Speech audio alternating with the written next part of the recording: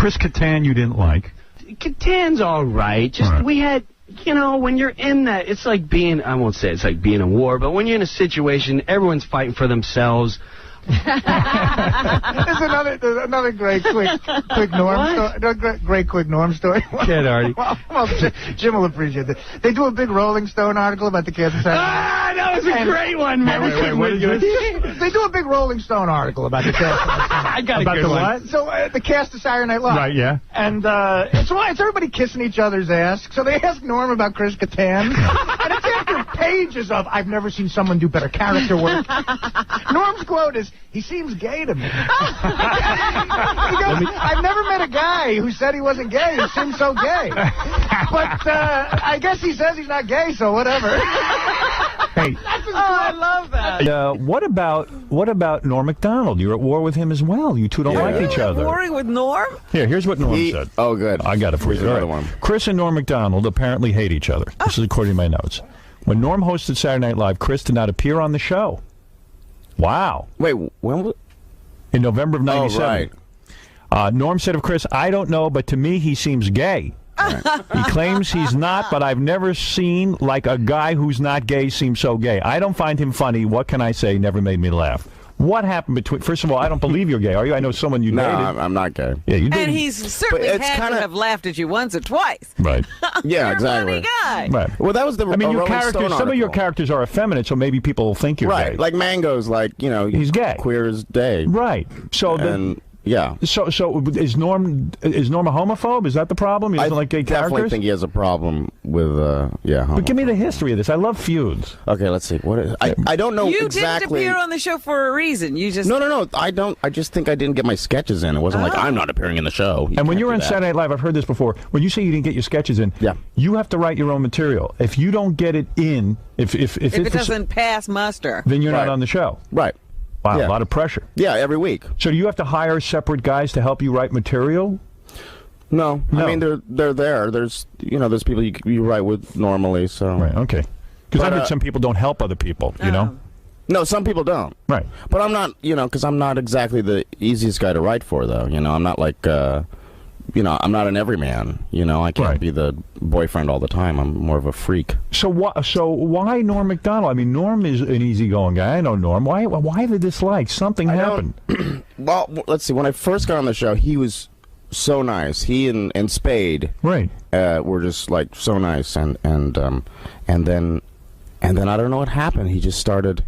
Like Garth Brooks was, we did like a pitch meeting, and he started saying things in the pitch meeting like, you don't want to do, like Garth Brooks was a guest. Yeah. Was a guest. I was like, I'm sure you don't want to do another fag sketch.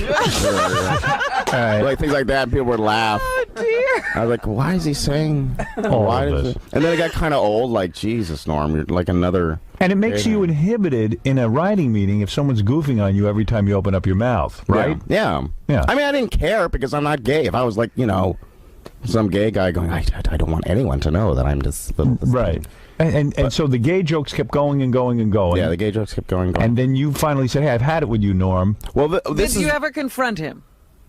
Yeah, a little bit, yeah. But it's like a playful thing. He says it's like a Jack Benny, Fred Allen kind of a feud thing. But you don't see it that way? No, I think he's, I don't know. But he this is what happened. We were on a flight together. We didn't plan on being together on the same flight. We were flying from L.A. back to New York to do Saturday Night Live, and it was a red eye, and he's behind me, and we're getting along, whatever. He's talking about crapping on women, or I don't know what he was talking about, something like that. Yeah, something. And it was funny because he was so loud, right? So everyone else could hear it. Like, I just crap on this girl. Yeah, and I'm like, laughing, right? Because he's a funny guy. Yeah. And then I wake up. And, because it's a red eye, and one of my shoes is missing. And I was like, where's my shoe? And Norm's like, hey, you lost your shoe, huh? And then he leaves. And I'm like, so disoriented. And I'm the last guy in the flight looking for my shoe. And I just, walk off the plane with one shoe. And all the stewardesses like, you are funny. Oh, no. So he stole your shoe. He stole my shoe. And he's playing goofs on you. He's not respecting you. Right. And then I took his jacket on a really cold night. Yes. And his assistant called me at home going, I got to get Norm's jacket. Please get me Norm's jacket. And she was like freaking out. Right. I was like, no, this is between Norm and I. You can't play in this game. Right. Chauncey Hayden, you're on the air. Hey, Howard, how's it going? All right. I've interviewed Chris before. He's a good guy. Chris. Thank you. Is it not true that Jim Brewer, your former cast member, had a problem with you as well? I think at one point he thought I stole an idea from him. Oh, really? Yes. So, man, there's so much infighting. You got to admit. But they're really, that's it though. Really? That's not much for like 6 years. With a lot of the cast members, and I think with Chris, do you remember that Rolling Stone cover came out and they only put certain members of SNL on the cover? Yeah, that was a big deal. Didn't that cause a lot of strife inside? Yeah, well... Why, they only chose certain amount of people for the cover. It was you. Right, it was Will, me, Molly Shannon, and Sherry O'Terry. And you did the cover, and the rest of the cast felt like, hey, what are we, garbage? What is this? But why be mad at you? It was because of our characters, too. You know, it was like there was the cheerleaders. You were the breakout guys. Roxbury guys. Right. And Mary Catherine. But aren't they mad or jealous because you guys broke out and they didn't? And don't they think that you should stick up for them and insist that they be on the cover as well? But you don't have that kind of juice. No, what are we gonna? Yeah. Yeah. I mean, it's only makes sense that they would be on the cover, but what are we gonna do? I mean, Norm wanted to be. There's a big stink because he wanted to be on the cover by himself. Yeah. Really? No, I don't know if he wanted. No, he wanted to be in that picture. I don't know. He showed up later, and then he wanted to be. He wanted to stand in the middle of us. And you said no. Well, it was just like weird. Yeah, like, right. Why are you like who are you? Like here is like my variety show. What? Yeah. So yeah, I guess he thought he was the guy. All right, Chauncey, thanks. All right. Artie Lang, go ahead. Hey, Howard, what's up, man? Yeah, hey, Artie. Oh, shit. Yeah, no, I like Chris. I think he's funny. But what he said before about that Rolling Stone cover is wrong. All right, go. Artie's going to defend Norm, I guess. Norm representative. You know you might be wrong. All right, go ahead. No, it's just that, Chris made it sound like Norm showed up begging to get on the cover of Rolling Stone. Oh, no, he wasn't begging. He was just, like, assuming he was on the cover with us. Well, he was, though. I know he was. But he wanted to stand in the middle as well. No. They were begging Norm to do it. And he thought it seemed weird. He didn't want to do it. Right. He thought it seemed weird to stand in the middle of all you guys. Oh, that's true. They definitely wanted Norm to be on the cover because at the time, I mean, he was the funniest guy on the show. Howard, you've said that a million times. I think Norm is hysterical. He is. I already said that. Yeah, and so does Chris. But, I think Chris, he made it sound like Norm's begging to get on the cover of Rolling Stone. No. You guys said no. Hey, Artie, do you know why Norm has such a problem with Chris? No. What is his problem? I don't know. I wasn't there when they met or all that stuff happened. He's never really... Well, you are Mrs. Norm MacDonald. Wait a minute, you weren't there during the shoot either, but you know all about that. As a matter of fact, I was, because me and Norm had already done the movie, and I had lunch with his assistant. We went over there. There you go. Yeah, I can tell you, Howard, it's Christopher Walken. I hosted Saturday Night Live several times. I think Norm is just a funny guy. He came up to me one day and said, I'm a big fan. I said, what's your favorite movie? He said, Chris Kattan's a fag. Really? Nothing to do with anything. Oh, that's ridiculous. I, for the record, have never heard Norm say that. All right. Thank you, Artie. All right, man. Where are you today? I'm in beautiful New Jersey. All right, we'll see you tomorrow. You want to hear? Go ahead. Go ahead. You go. We're on SNL one time, right? This is what Norm just didn't care about anyone. This a quick story. Pamela Anderson is on, and every time a hot chick would come on, Kattan would go over the top to like, oh my God, he'd write a sketch. We're gonna make out. Right. She's hot. She's with Tommy Lee Hammer. Back off. Yeah, right. Come on. So he writes a sketch, and they do this sketch where it's the Twilight Zone when everyone's in pig face or something. Right. So that's the goof. So me, Kattan, we're all in it, and Norm is the guy who's got to go, imagine if you will. And Norm doesn't read sketches, and he's a pro. Right. So he would rehearse it and go, hey, imagine if you will, second time, and Kattan would go, oh my God, you don't even sound like him. Why would you do that? And I would stand and go, Norm, you gonna hit him back? Like, you gonna say something to him? You just gonna take that from this guy? Now we go to a dress show, which has audience, and it's being filmed. Right. And again, he starts punking into Norm on the set. Right. He's going, oh my God, Norm, you gonna do it right? It's my only sketch. Right, you don't sound like Rod Serling. He's like, hey, imagine 10, 9, and we're on. And, hey, imagine if you will. And he knew the deal. Right. Now we go to air.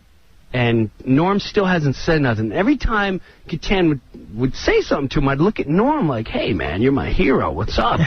Because if you're not going to say something, I will. Right. And sure enough, he'd give me like a wink. I swear to you, he'd give me a wink. I'm like, I don't know what's going on. Live Air comes on. And I'm like, 20 seconds to the Twilight Zone sketch. He starts up again. Where Mike, the whole audience is listening, like, I can't, Catan. Norm, you've been a salad. Oh, God, Pamela, you're so hot. Norm, Pamela, I can't wait if you ever get rid of 10 seconds. Norm turns to Catan. Right before he said, he goes, hey, Pamela, did Chris tell you he's gay yet? And he's got all this rage because he likes being gay. Everyone, why don't you just say you're gay and you wouldn't have all this anger and be a pester? 5 seconds! And you wouldn't have all this rage and try to interrupt everyone's sketch because you suck this week. And we're on! Imagine if you will. I'm like, there's my hero. There's my hero. See, he knew to save it for the Live Air. Saved it. He saved nice, it. and Catan sank. I couldn't even get my words.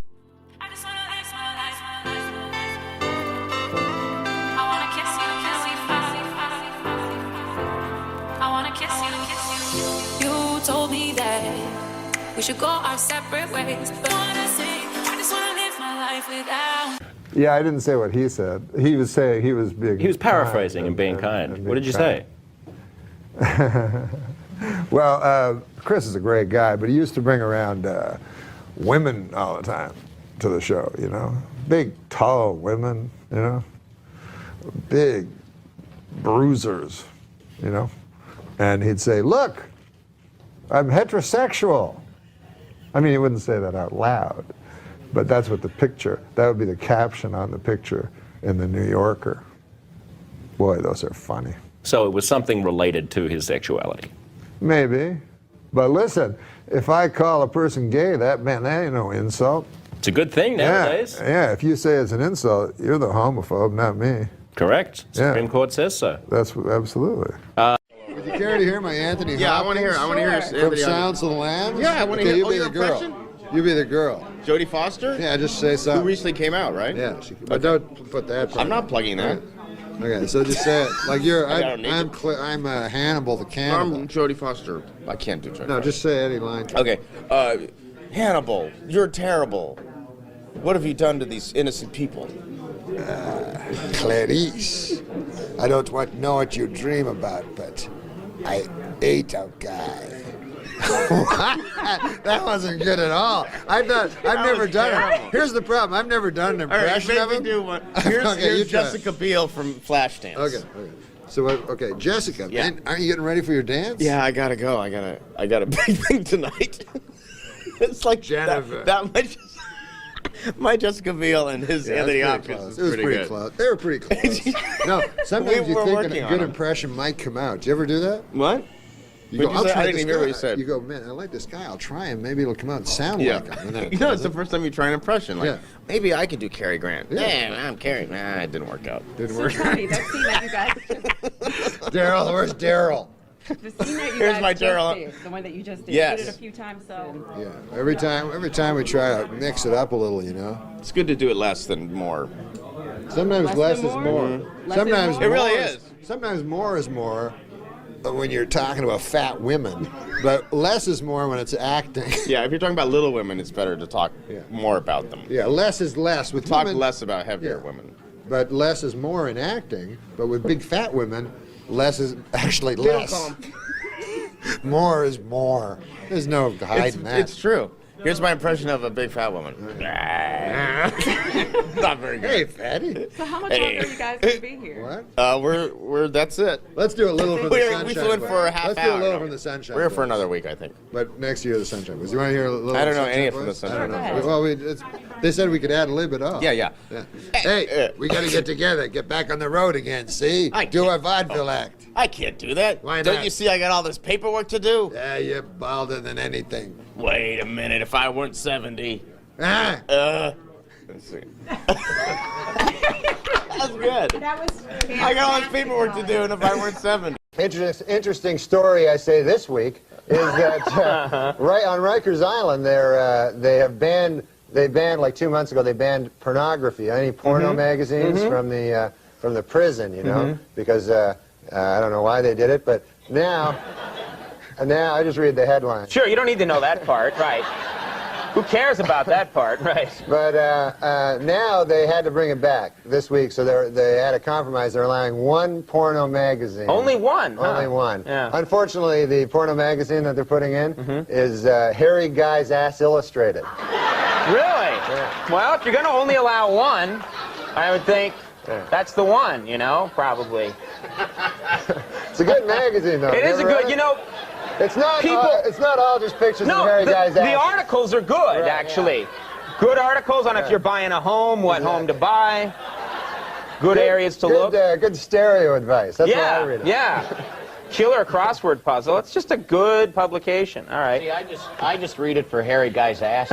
Well, see, that's you, Andy. Just people are all different. He was telling me before the show the last week he went to the Hairy Guy's Ass mansion.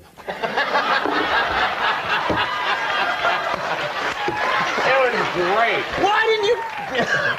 Andy has all the fun. He gets to all the big celebrity parties. Right. Him and Jimmy Kahn.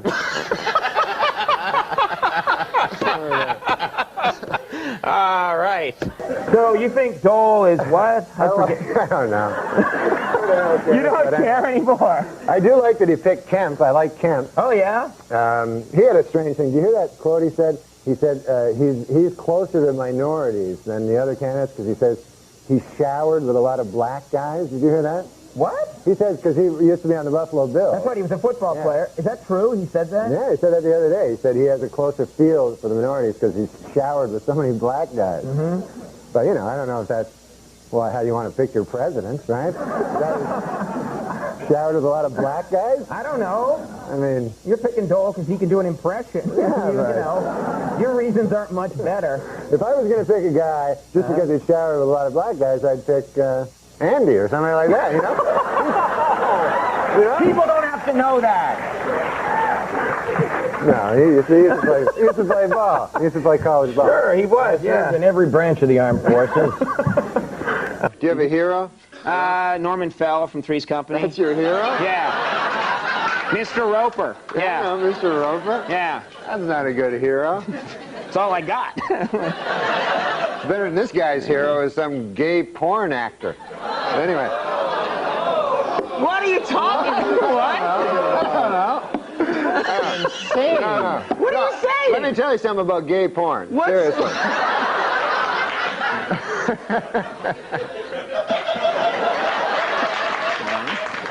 It's fine. Okay. No, I'll tell you something about gay porn. Seriously. Okay. That doesn't mean a guy's gay. I'm not saying that. Because a guy watches gay porn all the time. Cut to a single. Just of Norm, really? Gay porn. I enjoy gay porn. I'm not gay. Gay porn is a genre that just cuts across all demographics. You know? Young people, old people, straight people, the gay people enjoy it. Everybody likes gay porn. But this guy really likes it. No, I don't know. I heard patriotic music playing behind that speech. No, that's not what I meant to say. I meant to talk about Bob Dole. This guy's my hero. First ruined my reputation, you know. I'll Just in passing. This guy is not gay. If anybody's not gay, it's this guy. Oh, I'm so... Seriously. I am so totally straight. Oh, yeah. No, you are. I love the ladies. No, he does. No, he likes girls. He likes girls. Does this happen every time you try and talk about Bob Dole? You start talking about gay porn. I don't know what that was. But listen, the Bob Dole, I love this guy. He's my hero. He's always been my hero for like the last 18 years since I was very young. And I always liked Bob Dole. And so it was an honor to... Now it sounds weird because I was talking about gay porn. But I'm questioning your ability to continue here. Before I start with my jokes, I just want to say, like, I said a thing on last show about Andy enjoying gay porn. Right, I remember you saying that. Yeah. And I thought later, that was just a stupid thing to do. Well, I guess it was all forgotten until you just brought it up. So, he doesn't like gay porn, you know? He doesn't like gay porn. So anyway. I can't stand gay porn. Right. Gay porn, no thanks. So if you're getting me a birthday present, no gay porn. I'm glad it's, you know, that's great because it really cleared the air. Yeah. I understand you, Lent, you take Lent pretty seriously, the Catholic holiday of Lent. Is that the case? Well, you have to give up stuff on Lent. So every year on Lent, I give up stuff. And I made up a list, you know? Oh, really? Of stuff that I gave up. So I have it here in my pocket. Can I read it? I would love to hear what Norm gave up for Lent. Yeah. I don't have it in my pocket. You don't have it? Oh, here it is. It's in this pocket. Okay. Yes, this is a list of things that I gave up for Lent. Okay, ready? I gave up powerlifting. All right, out. Yeah, I didn't want to do that anymore. And then I gave up lifting of any kind. Okay, that's good. And then I gave up dressing up like an incubus. Now that people know what it is, you know. Not going to do that. No. And then I gave up. This isn't a good one. I gave up feeding my cat.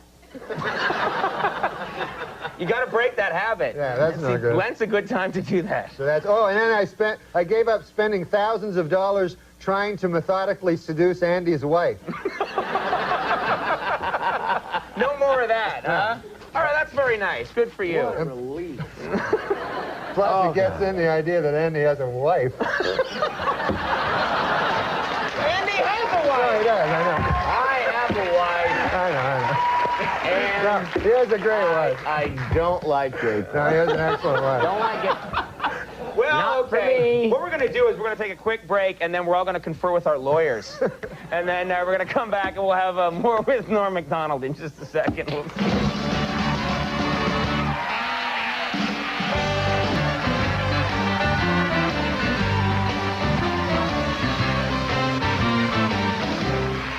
All right, we're back, everybody.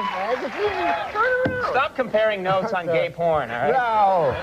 We were actually talking about the Sports Illustrated, the swimsuit issue. Oh, yeah. You guys like that issue. No, I love it. Andy It's said, fun to play Andy said this it's game. his least favorite Sports Illustrated. Oh, shut up. He says he can't.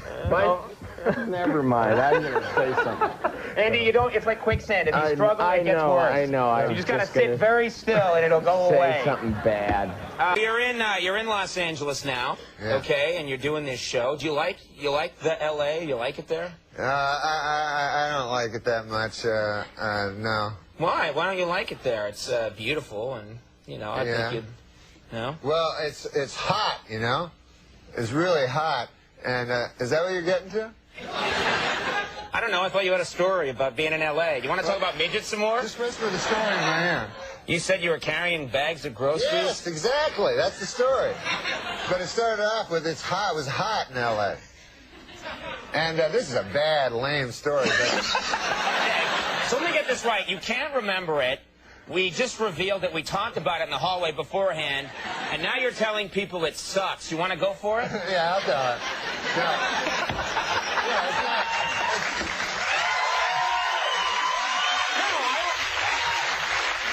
It's not that. I want to see him do it now. Okay. So this is set up a lot. You're going to make me cry. I believe this is all spontaneous. Sorry, Junior. You don't like L.A. because it's hot. I was talking to Andy before the show, and apparently I made a mistake one time in the show where I intimated that maybe Andy was into gay porno. You remember that? I didn't, but now I do, yeah. Which he is not into, and I never meant to intimate that he was gay in any way. Right. Just that he had an obsession with watching gay porno. Okay. There is a difference. Everybody loves gay porno. Right, Exactly. right. Yeah. What's not to like? So anyway, Baseball. so I said I'm sorry. He said, I said I'm sorry about that. Right. And I said I would never mention again his alleged obsession with gay porno. Right. And I won't. But anyway. We're going to run that on a loop. Play it over and over again. Well, he's got a wife. Yeah, I know. What are you talking about? I know that. Have you ever met her? Yes. Okay, good. Yes, she does exist. She does exist. Yeah. That's what I'm trying to tell the people. I don't want them to think that Andy's into gay. And there's nothing wrong with being gay. Unless you're not gay, and then there's something horribly wrong with it. That's when it goes awry? Yeah, that's when it's the worst thing you could be is gay when you're not gay. Right. Hey, I'm going to miss Andy on this show, man. Oh, yeah. He's got to leave, huh? How bad is that, huh? Yeah. He should stay. You want him to stay. You should stay. Good move. You should stay.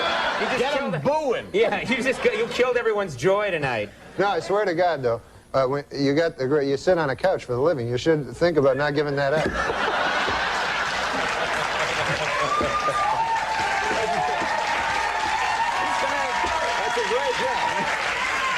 That's a great job. You sit on a couch, and you sit on a chair. It got to be too much, though. I'm looking to lay down. I've got to tone it down a bit. No, but you're a great man, and I'm going to miss you on the show, man. You're a great man, isn't he? Thank you. Great. Maybe he'll change his mind. Maybe. I keep asking him. Yeah. He's like, nope. Maybe if the internet, they start like writing "Save Andy," you know what I mean? It's not save him because he's leaving. His choice. That's the hard thing. Straight to the heart. I went a long time acting like I was broken apart by you.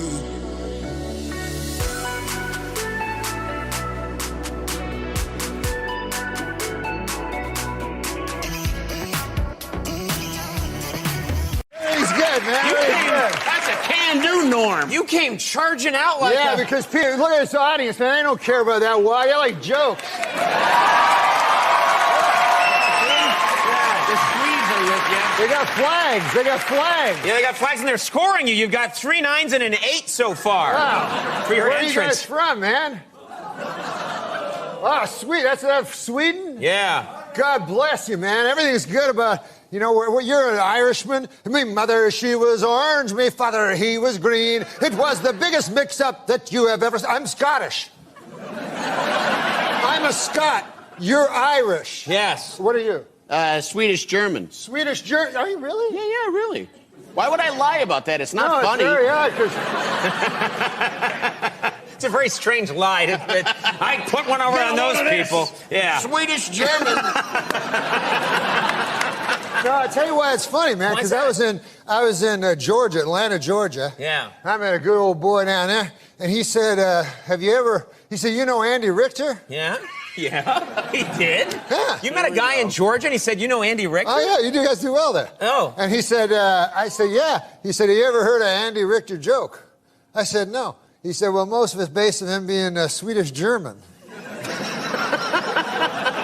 And then he told me an Andy Richter joke. And Really? But I didn't know he was Swedish German. I thought it was all nonsense. Yeah, well, now this lines up perfectly. Let me ask you something, because it sort of relates to the first... Wait, don't you want to hear the joke? No. Oh, you're down to 6. You're down to 6. All right, this joke will get you back up. You can get him back. Let's hear the joke. Well, the fellow says, he says, you ever hear the time about the old prospector? That's how he talks, you know? Yeah. He says, man, there was an old prospector, and he was prospecting for gold, and he was having a hell of a time getting any gold.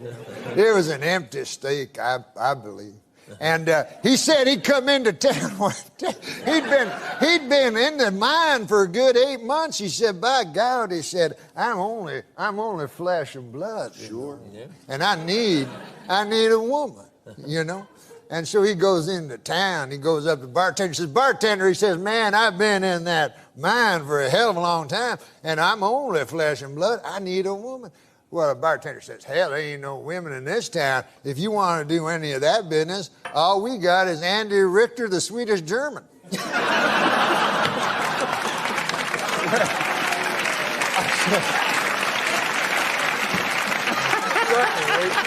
The prospector, he says, no, he says, hell, I ain't into that funny stuff, you know. He says, I'll be fine. So he goes back to his state, you know, and he's back in that mine, man, and 6 months passes, and a year passes, and Conan, you know, people are weak. Man is made of flesh and pride, as the scriptures tell us, and by God, That old prospector finally broke to his knees and he said, I'm no worse than... Then he went back to the bar. He was a beaten man. He says to the bartender, he says, hell, man, I've been in that place 2.5 years. A man has needs, and if you say there's no women in this here town, he says, well, I'll have to go for Andy Richter, the Swedish German. But he says, listen now, he says, man, I'm a tough old hombre, you know, and I got friends now. He says, I don't want anybody to know about this. You know, this is back in the old days. Sure, yeah. He says, I can tell by the accent, yeah. He says, I got my cowpoke friends and so forth. I'd hate to hell anybody know about this. You know, this got to be all secret. Nobody. I say nobody can know about this. Bartender says, well, 4 people will know about it. How do you figure that? He says, well, he says, I don't know about it. He says, you'll know about it. Andy Richter, the Swedish German, will know about it. And the fella that has to hold down Andy will know about it.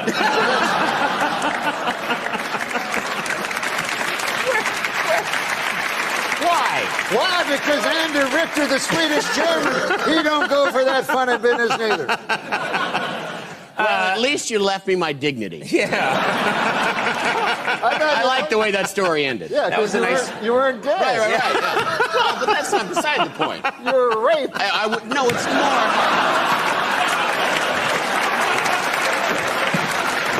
It's more that I wasn't prostituting myself. When you get down to the core of my being, I love precious few things in this world. I love God. I love my church. I love my wife. I love cigars. And I love Norm MacDonald. I think he's the greatest stand-up ever to live. I knew him a little bit. We actually had a very long exchange. For a period of some weeks, we would write each other these long essays every night. And we only started doing it because I noticed I was one of the first people he started following on Twitter. It was really wild. Maybe at some point I'll publish the conversation. But anyway, I learned through this correspondence that he is was even smarter than I thought he was. Completely out of nowhere, my producers decided to pull together a bunch of Norm MacDonald clips, which is fine by me because in my free time, like if Elisa's out of the house, I'm sitting eating dinner alone, I'll pretty much just put on old reruns of Norm MacDonald on YouTube. So take it away. Who are safer drivers, men or women? Well, according to a new survey, 55% of adults feel that women are most responsible for minor fender benders, while 78% blame men for most fatal crashes. Please note that the percentages in these pie graphs do not add up to 100% because the math was done by a woman.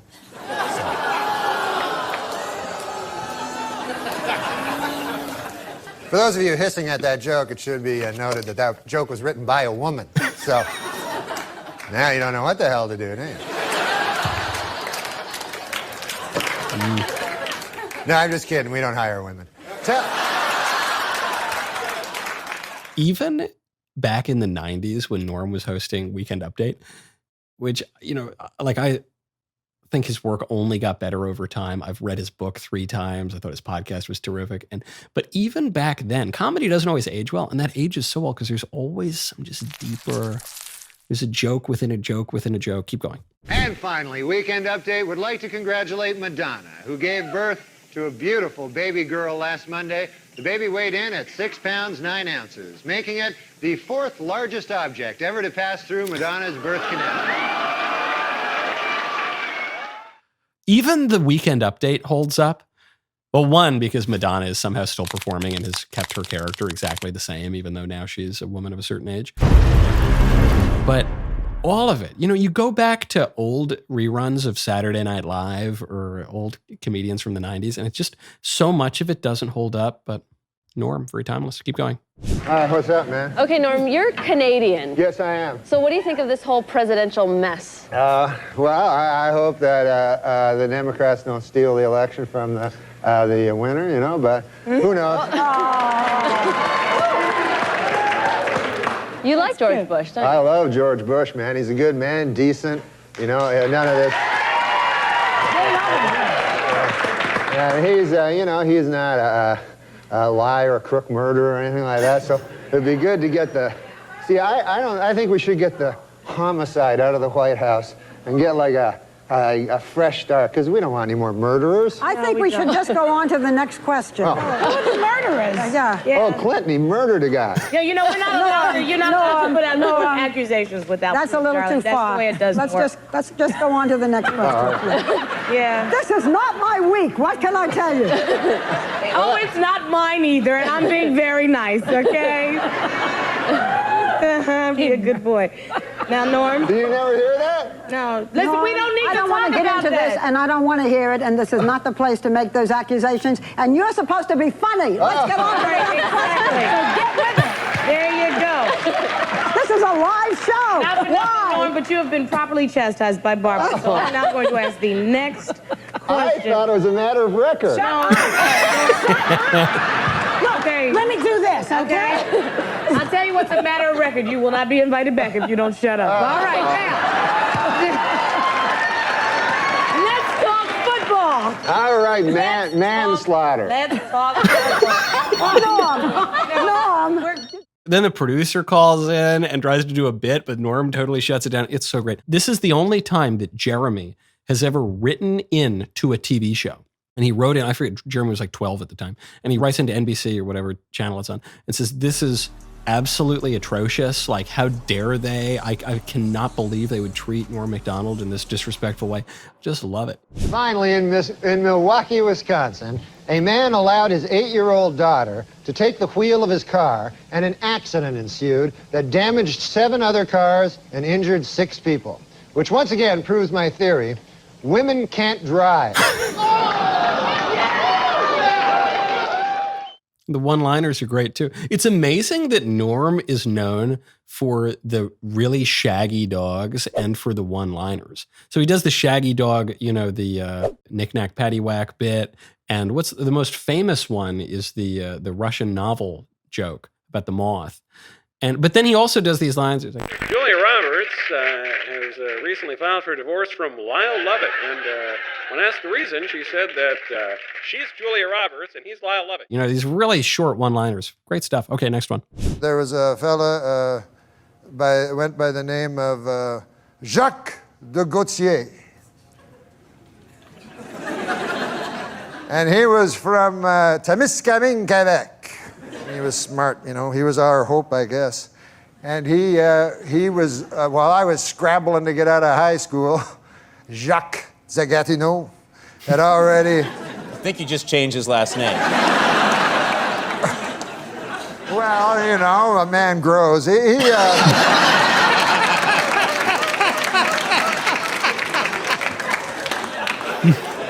went to McGill University and he got 3 degrees, by golly. And he went over across the pond to the fellers with Cambridge, and he even stood up to them. Mm-hmm. And we thought, boy, he's going to be the next. But he vanished. And I met him, I started to do stand-up and travel from here to there and to here again. One time I was in Niagara Falls, and gosh, I went over to the SeaWorld there. You know how they have the SeaWorld? You know, with the different fish. You know. I didn't know that, but okay, yeah, yes. Beluga. The SeaWorld, I've been Sure. there many a time. Okay, so I was checking out the beluga whales and stuff, and I look over, and who do you think I see? I hope it's that guy. No, it was just an attendant, but he showed me to the place I wanted to see, which is where they feed the little baby dolphins, because I love dolphins, you know. And who do I see there but Jacques de Gatineau? And here he is, he's feeding the baby dolphins. And I go up to him and I go, Jacques de Gatineau, I feel shame for you. You were our hope. You were to go to Canada, Canada's nation's capital of Ottawa. And you were to be a great man, Jacques de Gatineau. And we were all, you know, we pinned all of Témiscamingue, Quebec, pinned our hopes on you. Now that's a hell of a burden for a man to have a town's hope pinned on them, isn't it, Conan? It is a big burden. So he was feeding these baby dolphins, you know, and I said, I'm ashamed of you, Jacques de Gatineau. You could have done so many great things. And he said, I think I'm serving a youthful porpoise. Now, I believe that...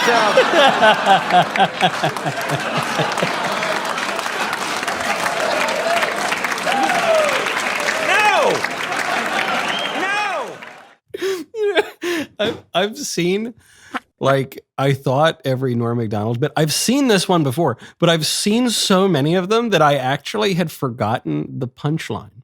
I think I'm serving a youthful porpoise. Next one. Now, do you think Cosby's legacy will be hurt? Yeah.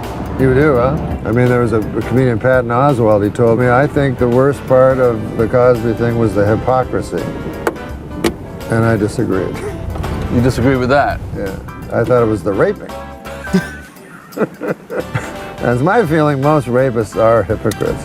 You don't meet many go, I like raping, and I know it's not politically correct, but by God, people go, well, he's not being a hypocrite, and that's the worst part. I think I saw him do that one live. I saw 2 Norm shows, one in Irvine, one with Jeremy and our producer Jonathan in LA. We wore dirty work hats to one of them. And I think he did that bit at the Irvine show. Because I didn't know what Norm was going to talk about tonight, and it's. Oh, this best might be his most sometimes that I famous don't one. It's know. up there. But he mentioned Carrot Top. You are making a movie with Carrot Top, right? I made a movie with Carrot Top. All right. Okay. Wait a minute, she left Melrose Place to do a movie with Carrot Top?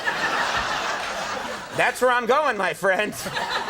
This begs the question now, why a movie with Carrot Top? He's extraordinarily sweet. Nice guy. He really is, and he worked very hard, and he was adorable. Do you have a scene where you and him embrace? Yeah, lots of making out. Oh, for God's sake. Nothing but making out. All right. It's like 9.5 weeks, but Carrot Top. Is it called 9.5 Seconds?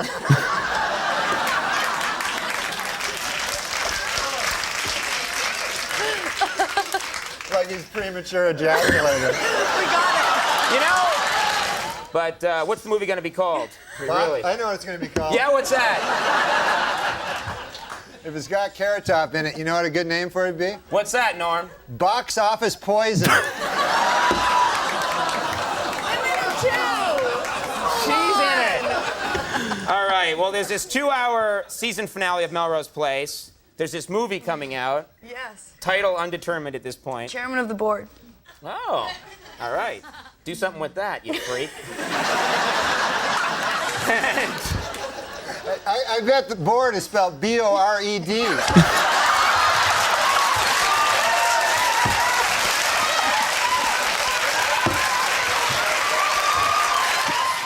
I could probably recommend 3 more hours of Norm MacDonald bits that continue to be great. And, you know, I don't want to pretend like he and I were best friends. That would have been awesome. But we just talked a little bit in these kind of long essays. And the guy, he did this thing where he would say, yeah, Michael, you know, you're much more educated than me. I'm completely uneducated. You're very educated.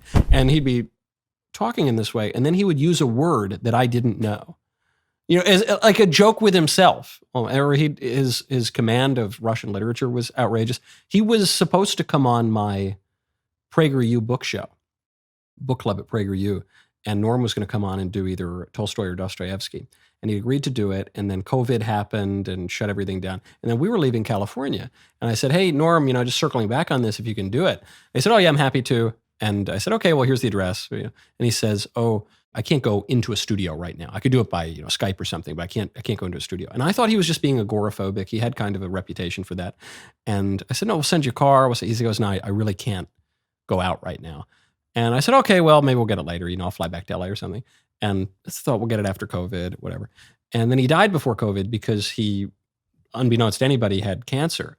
And then I found out, I kind of went back in the timeline and realized he was undergoing cancer treatment like that week or something, or certainly within the few weeks around that filming. But I obviously didn't know that. I would have had him do it on Skype or, that would have been certainly the best episode of that show. All of these clips, though, these are the best late night clips ever. Once you watch this, now just go down the rabbit hole. See you next time. Goodbye. Goodbye. So long. So long. Farewell. Farewell. Adieu. Adieu. Be good. Stay well. Bye-bye. Keep warm.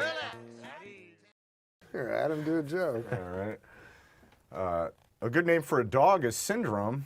That then when he tries to attack someone, you can yell "Down, Syndrome." Don't laugh. It's not. I apologize. I mean, it's yeah. That's like it was a little insensitive, I guess. Some of the 200 Nigerian schoolgirls kidnapped by extremists in Nigeria have been forced to marry their kidnappers. And worse than that, they've been forced to laugh at their husbands' stories even after hearing them for the umpteenth time. You know something. Yeah, I know. It's but very we don't have hard to make a joke about those girls who are kidnapped. When I hear about those things, that is one of the worst. You know, and yet you got a big laugh out of yours. Yeah, I'm sorry. I got. Now, as an old-timey broadcaster, do you have other old-timey broadcaster friends? Well, they did. You know, who would they be like? Tom Snyder, was he a radio guy? I knew Tom well. Sure. Arthur Godfrey was one of my heroes. Red Barber, the Dodger announcer. Yeah. I lived for radio and then television, and Mike Wallace was a great friend. I love Mike. He did me on 60 Minutes, and it was really great. They were very laudatory. And he said to me, "We were so good to you, I'm going to kill the next 3 guys we do." Mike was a grand guy. I said, he had dementia at the end. That's funny to you, huh? You know, McDonald, I want to tell you. No, it's a very odd thing to say. If you're looking to broaden your horizons, I don't think it's wise to laugh at someone who had dementia. I'm not laughing at that. I'm laughing that you said. He was you the best. Just said. I loved him. Mike Wallace was a great guy. He had dementia at the end. It has heavy-duty grilling grates. Why are you laughing? You think the grilling grates are flimsy? No. No, they're heavy-duty grilling grates. They deliver exactly what you need to achieve when you need to achieve that perfect steakhouse flavor. Why are you laughing? You're making a mockery out of the man grate. I'm pretending I know who Albert Gray is. I didn't. No, Albert Fish. Oh. You're a New Yorker. So anyways, he was a child rapist and cannibal, as I explained. When he says child rapist, you try not to laugh when he looks at you. Oh, come on, man. It's not funny. I know it's not, but I know you want people to laugh. Fish chose his victims. He only chose victims who were either mentally handicapped. Now, don't laugh at this next part, please. But you know he wants you to, right? No. If you laugh at this next part. Okay. And I'm not Fish chose victims who were either mentally handicapped or African American. Oh, come on. Why would you think that's funny? God damn, Fred. Jesus Christ, that was the worst part of the story. But why do you think he did that? What would be the explanation? Why would he only attack? Why would his victims that he chose only be either mentally handicapped or African Americans? Because people in those days didn't care when those people were vanished. You're thinking like Albert Fish now. And prostitutes. That's why they kill prostitutes. Exactly. Nobody really cares about prostitutes. But you're exactly right. That's why Albert Fish killed only mentally handicapped and African Americans. What about? Okay. I thought you'd laugh at African Americans again. That they were. No, because I know him. I know he'll do something. That's outrageous. Well, it's kind of outrageous.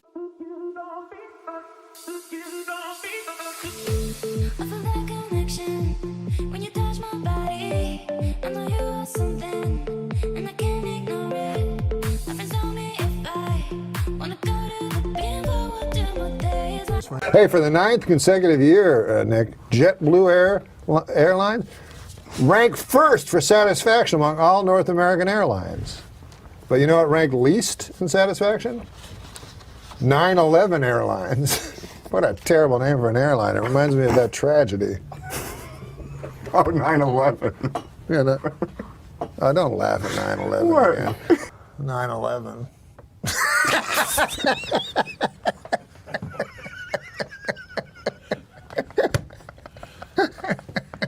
I tried to tell him not to laugh. Adam. I know. I walked through blood and bones in the streets of Manhattan trying to find my brother. Jesus. Yeah, he was in northern Canada.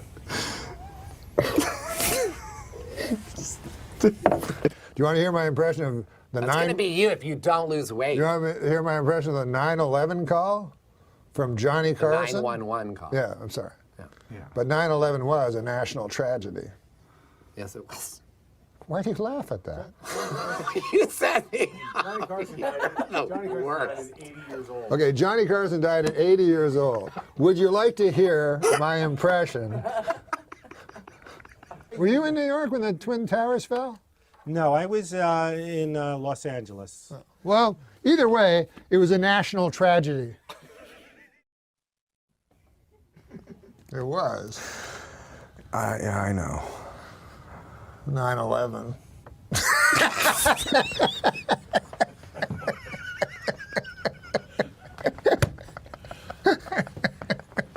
We're going to go to hell. I'm not a skilled interviewer. Let's fucking face it. I'm not a skilled. What? You've done podcasts before, though. I have. I've never done. I haven't done a lot of video ones. Have you done what the fuck? I did Treat Williams's. I'm just kidding. I was trying to think of somebody random that video podcast. You win that. No one more random than that. He would be great. Treat would be a treat. Now we're going. This is a section where we do jokes. Yeah. And you don't have to think of them. They're written on blue cards. For the first time in the show. Yeah, the first time in the show. We do jokes. We stop our Mark Maron-like grilling of your personal life. Do your Mark Maron. I don't have a Mark Maron. Mark Maron gets it a lot, like anything you say. I get it, I get it. Yeah. Were you jealous of him? People constantly tell me, or I hear this, funniest man that ever lived. Mel Brooks. Do you believe that? Sure. I mean, I think he's of an era. You know what I mean? I think he's still. I think the amazing thing about him, if you are, well, you're not wired that way. If you're a Jew and your wiring is Jewish, okay, Mel Brooks is going to tap right into that. Gotcha. Like, yeah. Gotcha. I understand. I find that when I used to do stock lines.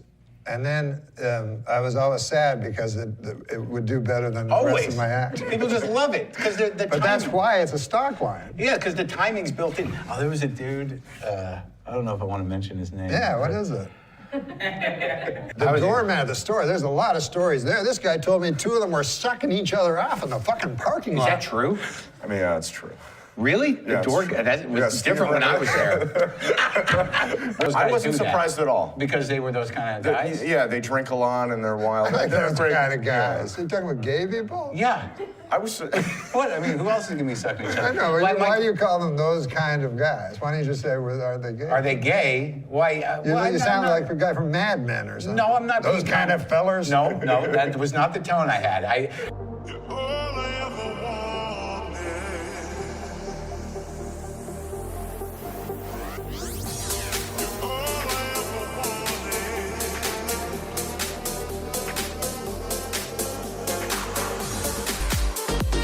You understand after a while, and even with politicians, like they're still human beings. And, yeah, barely, but yeah, they're the worst kind of fucking people in the world. That's true. All of them. Well, I'm glad to hear you say that because everybody thinks you're all leftist and everything. Well, I mean, I definitely land on the lefty side of things on ideological terms, but I found that from doing political talk radio, just being carrying water for any of them, you just got to realize the quality of people you're dealing with. You're dealing with fucking corporate whores who are operated by business interests. So really it's going to come down to however you view politics. The question is, do you give a shit about poor people, and and are we being taken advantage of? Right. Now, if people want to frame that as, Obama's a communist and draining us of our livelihood, well, that's your particular delusion, and that's fine. I mean, right. but I just got disillusioned with all of it because these are not quality people. I mean, I did a joke about Michelle Bachmann on Real Time. I saw that. Yeah, and I was getting flack from this, a very small portion of the right, that they were like, he's a misogynist. I'm like, she's a fucking pig. She's a fucking politician. Can you name me 2 politicians that command any respect whatsoever? Why do we respect these people? These people are car salesmen. They're idiots. They're more disingenuous than anybody as performers, and they basically figured out a way to bait and placate morons into voting against their self-interest. That's an amazing skill, but is it respectable? I don't know. Do you respect a guy that sells you horse shit in the guise of a health supplement?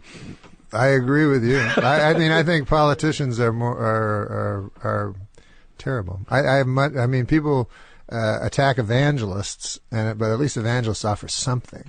Right. Well, they after the immediate relief of someone's pain and aggravation with another line of bullshit. But nonetheless, I mean, they're pretty evil too. Well, I mean, with politics, it's like, Yeah, I don't like to get into it that much anymore. Yeah, let's not get into this shit, man. Okay, buddy. Because it's getting. I can see people not laughing now. No, I mean, but laughter. But I know that you've gotten into a little bit of flack around it. But you're flack around what? Around politics. What do you mean? Well, just that you've said things that people have reacted to, but you're not like a political comic. I'm not political. I've only said things on purpose to provoke people. Right. Once in a while. You like doing that though. Once in a while. Yeah. But I've never. But I've never. Because I don't know enough. And because I don't respect political humor when it's nothing but gossip. Yeah, and mostly comics and people like us, people who are obviously First Amendment warriors to a certain degree. We like living the way we want to live. So it's really just going to come down to money. It's like, how do I keep my money? I mean, that's the biggest political question that most righties ask themselves. It's like, I'd like to keep as much of my money as possible. And if that's in a minority opinion, how do we get this majority of poor people to get me to keep my money and believe that they're doing the right thing? Yeah, it's a tough fucking thing because apparently I read this, if all the money in the world was equally divided among everybody would be dead fucking poor. Yeah. There's these moments where I don't talk about as much as I used to, but then there's moments where you're like, there's a moment that I was on a fucking radio show the other day. And this was an interesting thing because it's about professionalism.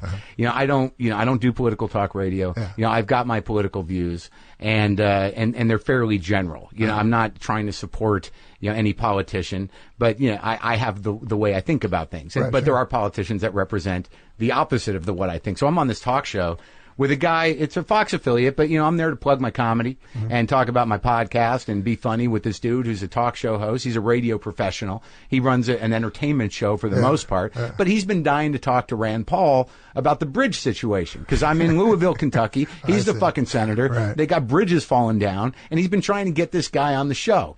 And the guy he calls in when I'm there.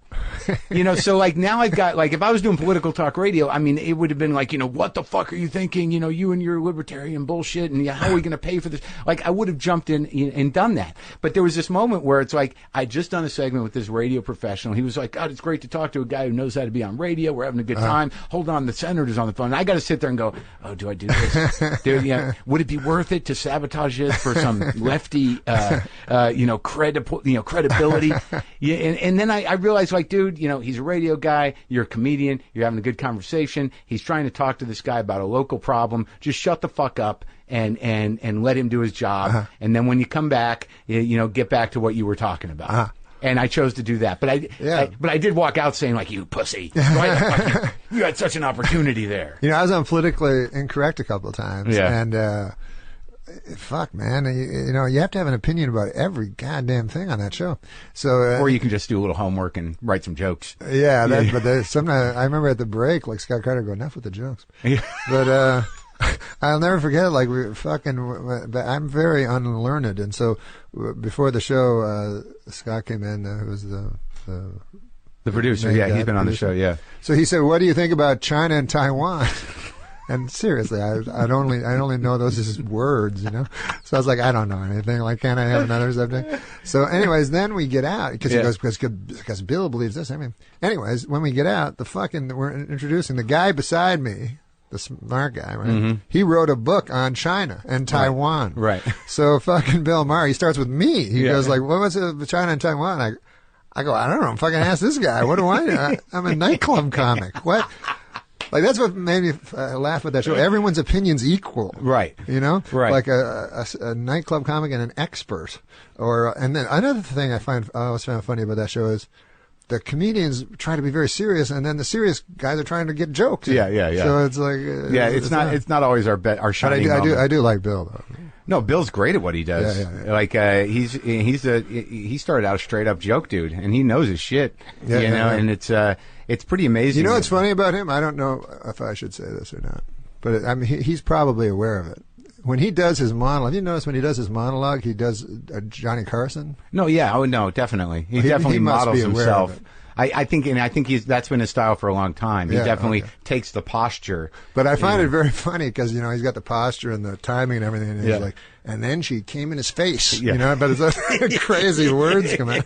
Carson would have loved to have done that. Yeah, he probably would have. I've heard the Norm stories. I'm blackjack guy. Oh yeah. I play blackjack. I love What was your biggest loss? Did you talk about it? Nah. Not really, huh? Nah. I don't blame you. A lot. It was a lot. Yeah, you're over it though. I did a stupid thing one time. Okay, he's ready to talk. This was my big statement I threw over at Atlantic City on the boardwalk. I threw 60,000 into the ocean. What? No way. Yeah, to quit. That was my thing. I'm going to quit. Why didn't you just quit and keep the 60? It was supposed to be like I felt like I was in a movie.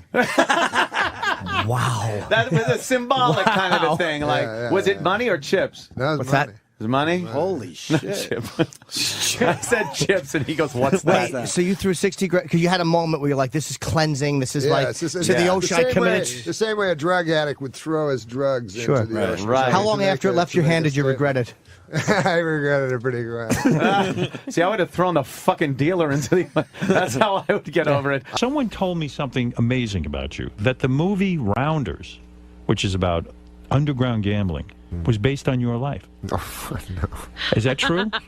That they followed you around? No one told I didn't say that. I did. I got that information. I know that guy who wrote it likes Norm. Is that in my Wikipedia? You know, Brian Koppelman likes you, the and writer that of he that. followed Norm around, and Norm would go play poker at a lot of these underground couples in the middle of the night. That's true. And it's actually a documentary on Norm's life. No, it's not. It is. But I would go to the same club where it was where they did Rounders, and this was before Rounders. Why would you play poker? When I was a kid, I played backgammon. I was good at backgammon. But why would you play poker at an underground club when you could go to, let's say, Vegas or Atlantic City and play poker? Why would you go underground? What is the appeal? Because I was only a little kid. I was just a kid. Oh, you were a kid. And oh, one is, well, no, but one is 2 blocks away in Manhattan. You know, I see.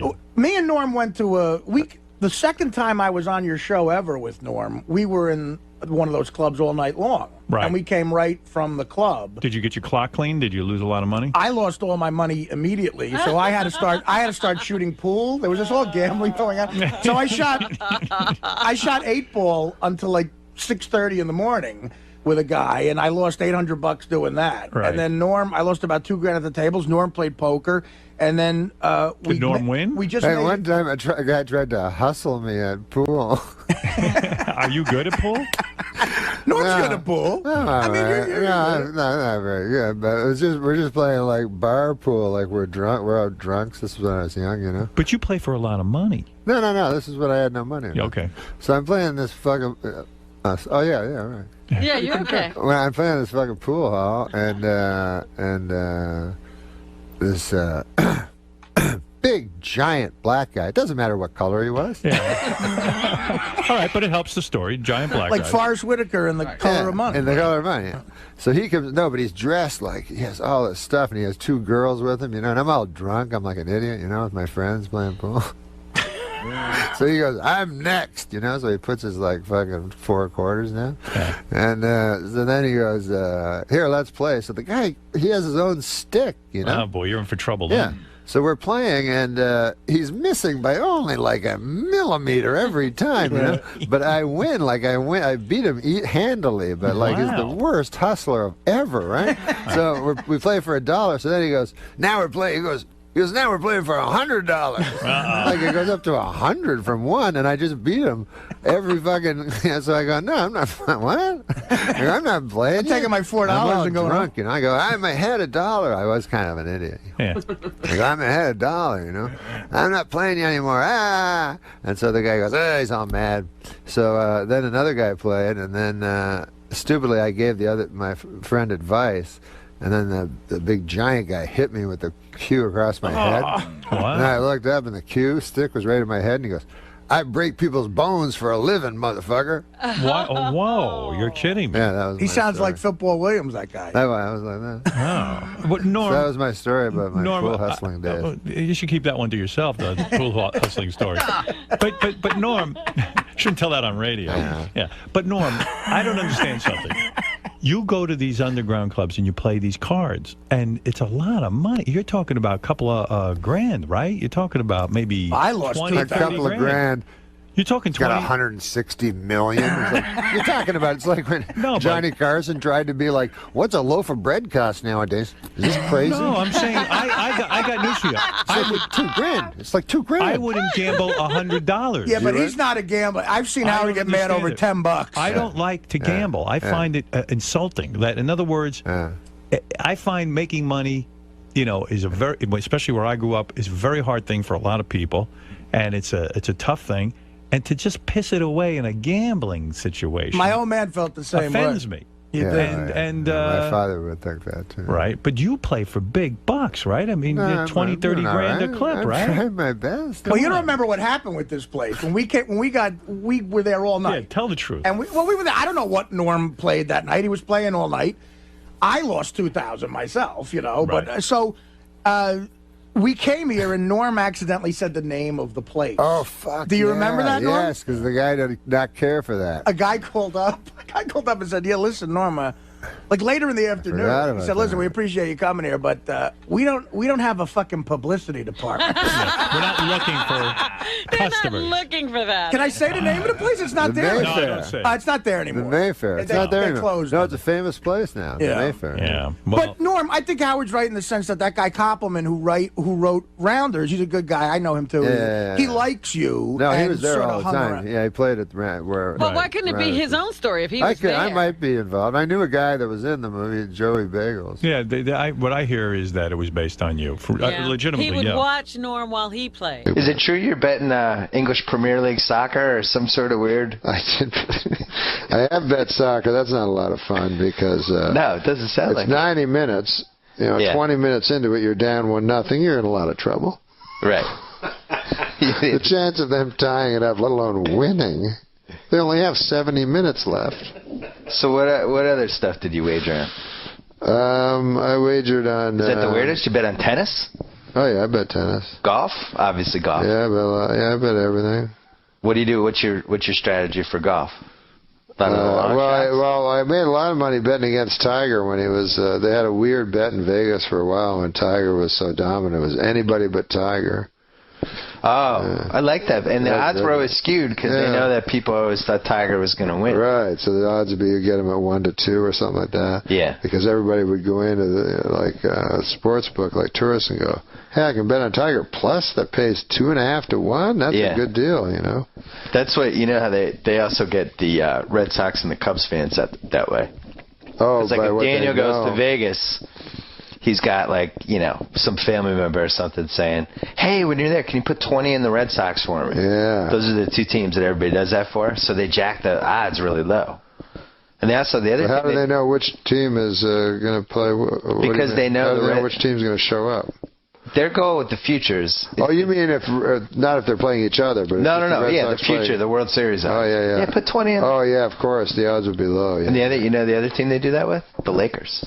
Right. Because you get so much people driving in from Los Angeles to Vegas, so they know they can skew the odds. Yeah, that makes basically sense. toward the Lakers. Hey, what about this? What if I always wondered this. When you drive from Vegas from Los Angeles to Las Vegas? Yeah, usually. And then there's that thing where you hit the Vegas border. Yeah. And it's a casino, right? I don't know what that town's called, but as soon as you cross. It's that town. It's like for people who have such bad gambling problems, they can't wait to get to Las Vegas. I got to pull off now and bet. I can't. But don't you think it's happened where a person has flown in from some former country, got to L.A., driven, seen that, figured it was Vegas. Oh, and just spent the weekend there? Yeah, and then came home. Does that have a rock in the name? It's like something rock or rock yeah, something. Yeah, it is rock something. Red Rock or Little Rock, Arkansas? Oh my God! Explain to me. Daniel's not exactly Watson over here.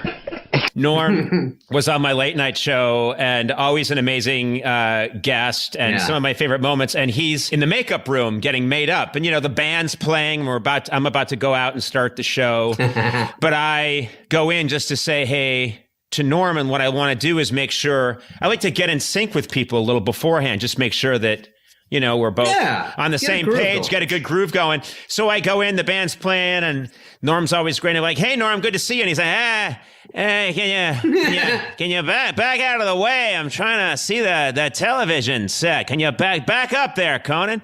And TV. The TV's on. And so I sort of back out of the way, and I realize he's watching some college basketball game, and he's watching it. It's towards the end of the game, and all this. And I go like, okay, well, anyway, good. And he goes, can you be quiet? Quiet. Hold on a sec. And then someone scores a basket, and he goes, and the game's over, and he goes like, fuck. And I'm like, what? And he went, I just lost a lot of money.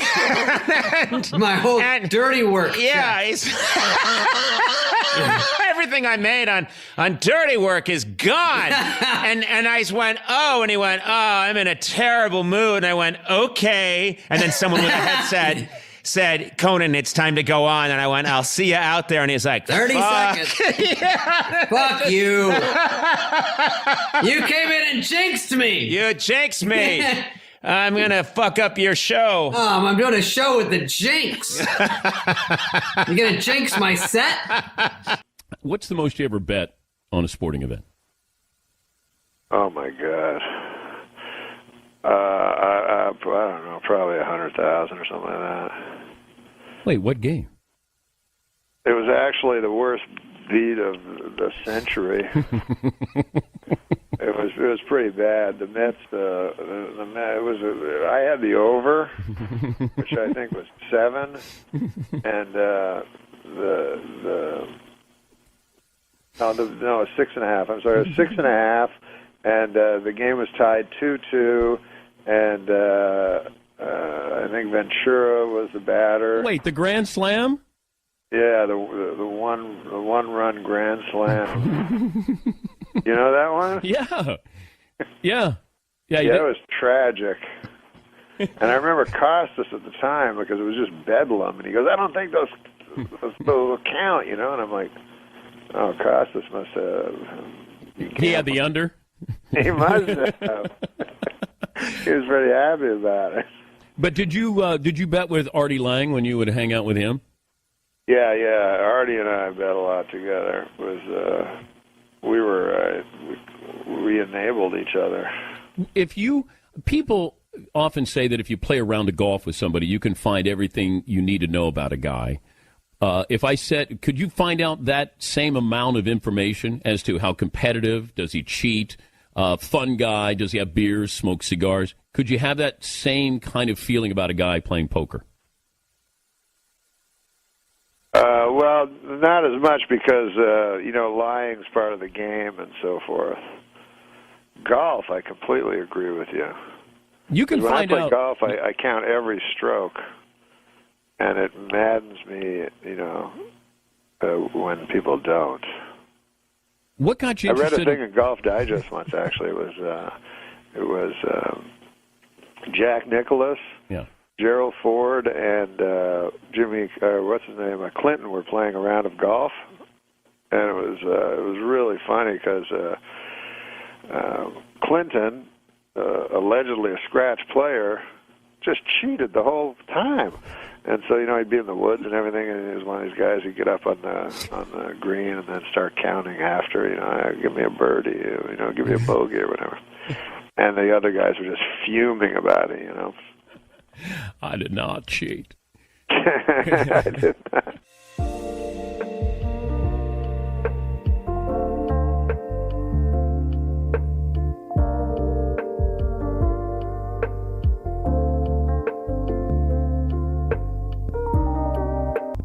What was the biggest bet you ever made? Oh, God almighty. I don't know. I one time, the most I lost in one night, because 3 times I've lost everything that I've ever had. How do you do that? I mean, not morally, but I mean, like, how do you physically do it? Well, yeah. I mean, like, you make one more. Like, what is the process of that? What's the evolution?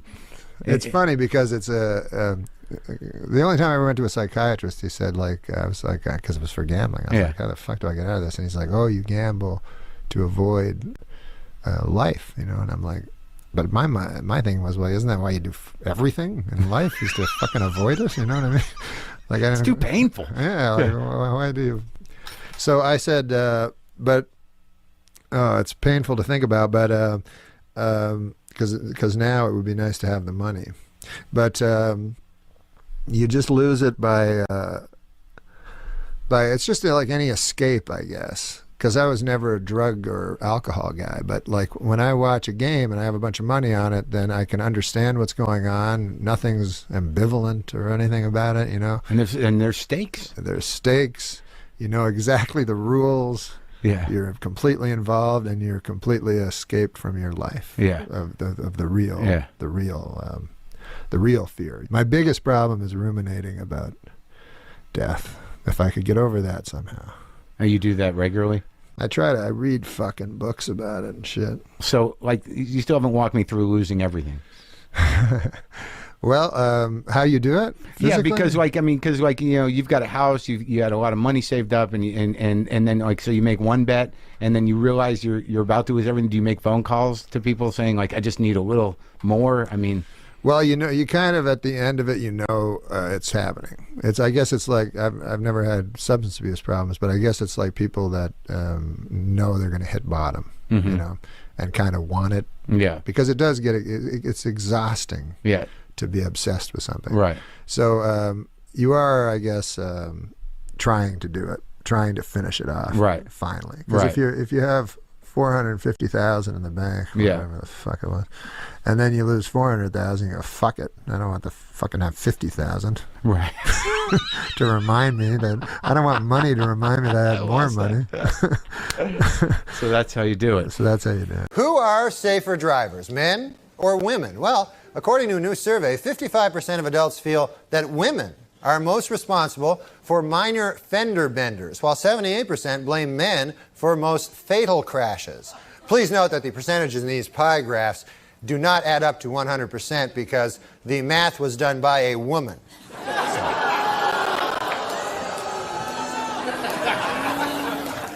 For those of you hissing at that joke, it should be noted that that joke was written by a woman. So now you don't know what the hell to do, do you?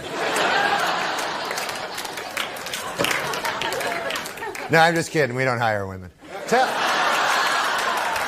You heard the latest? I heard this just the other day. There's a rumor that last week, a certain, I don't want to say who it is, a certain gentleman in ABC News, he went to a party and he got really drunk and he ended up having sex with his own wife.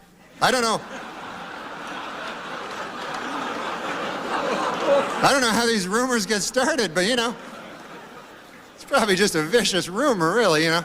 And joining us in the show before the show living room is host of Norm MacDonald Live on YouTube, the wonderful Norm MacDonald. Yes, and Jenny, all the stars are here. Do you want a microphone, Norm? Yes. Is that my tree? What a disaster. Jenny, all the stars are here. It's true. Beardy Man, Claude Racine, Dax Flame, Betty Fine, you got it, and Raphael Fine. All the stars. You really keep up with all that are stuff. here tonight. Oh yes.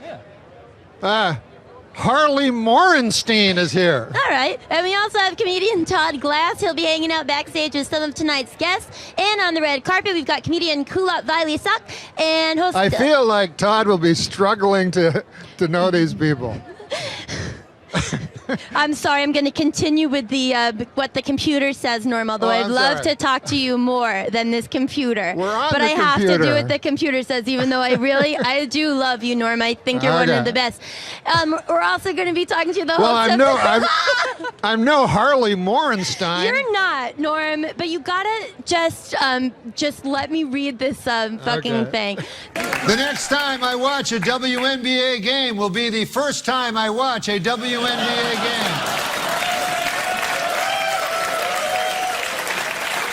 And what's been going on? Bring us up to date. What's been on your mind? I had a big pork chop for dinner, and I live in the moment. But my belly too big for the anyway. Two things struck me while I was eating dinner, Dave. One, you eat dinner at a restaurant different than you eat dinner at your home. Like, at your home, you would never say, man, I'm going to make myself a pork chop, cook it up till it's hot on one side, then turn it over, hot on the other side, and then cut into it a little bit, see how it's going in the middle.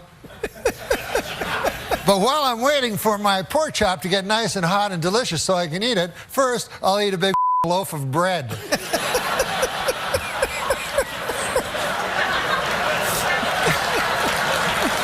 So that's at home. Yeah, that's at home. Get 20 or 30 pats of butter. The other thing I noticed is dessert. Now, in the old days, dessert, the waiter would come to your table and go, what do you want for dessert, an apple pie or a cherry pie? Oh, yeah. You go, I'll have a cherry pie. Sure. Or an apple pie, it don't matter. No reason to divide the audience this early. No, that's right. You don't want to do that, no. But you would order your pie, and you'd eat it, and everything would be fine on earth. Yeah. Nowadays, it's all different. Guy comes, he's got a big tray. Oh, yeah. He had a canted angle, every confection known to man. Sure. Suddenly, his tone changes. It's not like the pork chop anymore. Some kind of sexual undertones going on. He's like, you like this? You're like, I don't know. What is Do you like decadent things? Yeah. You're like, not that much. No, yeah. Once in a while, I guess. Yeah. May I tempt you, please? No, I'm a fella, you're a fella. And now it's time for Weekend Update's movie reviews. This week I saw Interview with the Vampire. And here's my review. Not gay enough. No, there's an interesting dynamic that happens when a guy becomes way more successful and powerful than you are. Right. Which is, I don't want to phone out. I love Sandler. I talk to him a lot, but I try to limit it because he gets bugged a lot, you know? He gets People want bothered a things lot. from him. Yeah, people want things from him, so I don't want anything from him. But when I'm talking to him, I feel like he might think I want something from him or something like that. Right. You're so aware of others' feelings. Now you're killing him. What the hell are you doing? Because I know he's going to slam me when he says some shit like that. Norm, you just snotted all over yourself. I can fucking see that one coming. In other words, I'm a motherfucker. In other words, you're so in tune. That's not what I'm saying. Yes. You're bragging, aren't you? Now, you're saying... Now, Norm, if there's one thing about Norm is he's very in touch with other people's feelings. Norm. I've never seen a reaction like that in here. Norm, what you're saying, you know, you just vomited on yourself, and you blew snot out of your nose. Norm. There goes that mic. What I'm trying to say. Now, what I was going to say was this. But you like, I mean, you said you sometimes you have a little too much to drink, maybe? Well, one time I drank a super amount, and I'd only been... A super amount, yeah, right? It was when I was a young guy. I'd only drunk like 8 or 9 times in my whole life. I never had gotten really drunk, but I'd had drinks. And I went out with my buddies, and I was drinking, and they were having those crazy drinks. All of a sudden, I was really drunk. And then a guy gave me some pills. Like, he said, hey, you want some pills? And I said, yeah, all right. So I ate the pills. And you're not supposed to eat pills while you drink. I think even if you're not drinking, it's not a good idea when someone goes, you want a bunch of pills? Yeah. I know. But, yeah, combining the two. This guy was a decent guy. He was a bouncer. No. But, so I said, yeah, so these pills, they just make you like 100 times drunker. So then oh, man, I'm really drunk. And then, like, time passed, but I don't remember. And then my friend's like, hey, let's go. I'm like, why don't you guys go? Where are you going to, why go? Right? Like, we're in a bar drinking, right? And, like, it doesn't seem right that you don't want to go home, and watch I Love Lucy or something. So you're like, hey, I just stay here. I'll make new friends, right? So I was, like, real drunk, and everybody was, like, cool. It was like a Western. It had a jukebox, one of those. Guy gives you a whole bottle there, and you go, ah. And then... That's what you do when you're drinking, you a pirate? Yeah. All of a sudden? And then it was the funnest, man. There was a big fat bearded guy there, and I was hanging with him, real drunk. All of a sudden, right, I'm like, oh, man, I can't remember anything. I remember, like, I sort of falling into a pool table or something like that. Right. And then I wake up, right, and it's like I'm in a bed. I look beside, there's the fat bearded guy beside me. No, really? Yeah, yeah. So I go, oh, Lord God, I had sex with the fat bearded guy, you know? And at the time, like, I never had sex before in my life. Yeah. You know, and I always thought, it's probably going to be with a lady. You know what I mean?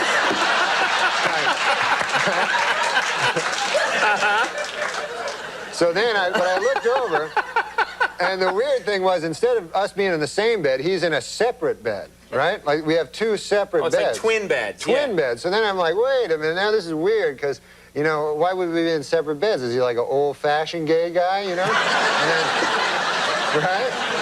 But he has the good values, yeah. So we're not married yet. There's no such thing, of course, as an old-fashioned gay guy. They're the most decadent people. So I said, what? With sex, you know, they enjoy sex like crazy, you know? We mustn't generalize. No, we mustn't generalize. No, but go ahead. Seriously, you know, if there was a bathhouse for straight guys, we wouldn't be able to have sex 9, 10 times a night anyway. So anyways, I'm with, they love sex, it's a good thing. But I'm beside the fat bearded guy. I go, holy Lord. Anyways, it turns out, not a gay man at all. Turns out this guy, when I blacked out, had checked me into a rehab. No. Yeah. And she's in there with you? Yeah, so I got robes and a slipper, and they wouldn't give me my clothes back. And I had to stay in there for 3 days. And they're like, you're an alcoholic. I go, no, I'm not. And then apparently that's what alcoholics say too, you know? So then, for 3 days, I had to stay there. I had to go to AA meetings, and I'd only been drunk like 9 times. So they're like, "What's your worst one?" I go, "I guess the 9th one was bad, you know." Right. That was, and when did you hit bottom? I said, I don't know. The cool part of it was the girls all get up, right, and all their stories are all the same. Whenever they hit bottom, right. Every story is the same. They're like, "Oh, when I hit bottom, you know, I a guy for a drink," you know. And you're like, oh. You know, every guy.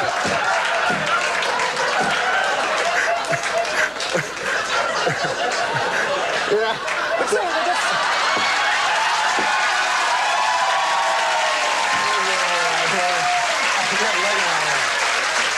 Guy goes, you got the do-rag? He goes, you know, I fucking my woman, you know, and I don't want to answer the phone. Oh shit, it could be a job, and you know. And then you know, after you take the do-rag, you wipe off your dick with the do-rag. And I'm like, no, I don't do that. But everyone in the audience is like, yeah, we all do that. We all wipe our dicks off. Hey, WNBA, I got an idea that'll sell some tickets. Shirts and skins. Look, Taylor, I don't think you understand. You're a huge whore. Last night, the epic disaster film Twister opened to big box office and some controversy. The Reverend Jesse Jackson has called for a boycott of the movie, claiming that not enough black people in the film are killed by tornadoes.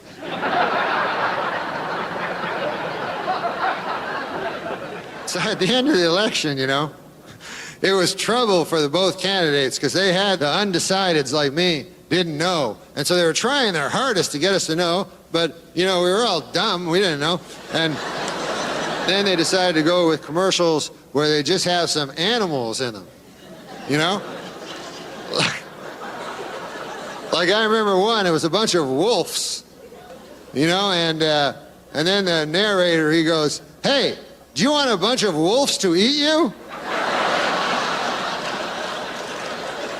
You're like, damn, no, that's the last thing I want.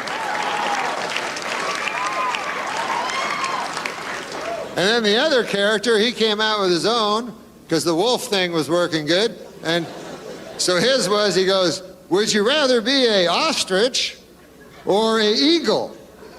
And you're like, that's a tough one there. And the guy's like, you'd rather be an eagle, you retard? I would, yes, because then the wolf can't jump up as high enough to catch you. So you're like, all right. I'll tell you what I do like in the news, the big murder trials, you know, because I can follow that, you know. And now we have the greatest one that's coming up, you know, because it's the best when celebrities are up for murder, because then you know the guy, you know? And so, right? So they selected the jurors for the Robert Blake trial, so that will move on, and I'm happy about that, because I love Robert Blake. Ever since I was a kid, watched him. Beretta, my favorite show. God damn, that was a good show. I will say one thing about Robert Blake. The guy appears to have not the greatest alibi I've ever heard. Seems to be a relatively weak alibi to me. You know, and I'm no jurisprudence, you know, I don't know. But this is his alibi as far as I can figure it out. He goes, it couldn't have been me who shot my wife in the secluded area over by the side of the ditch. On account, I have an alibi. Oh, where were you? I had to go back to the restaurant. I forgot my gun.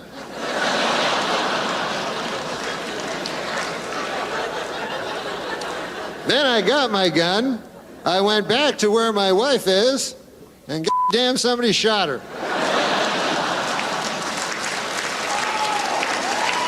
Now,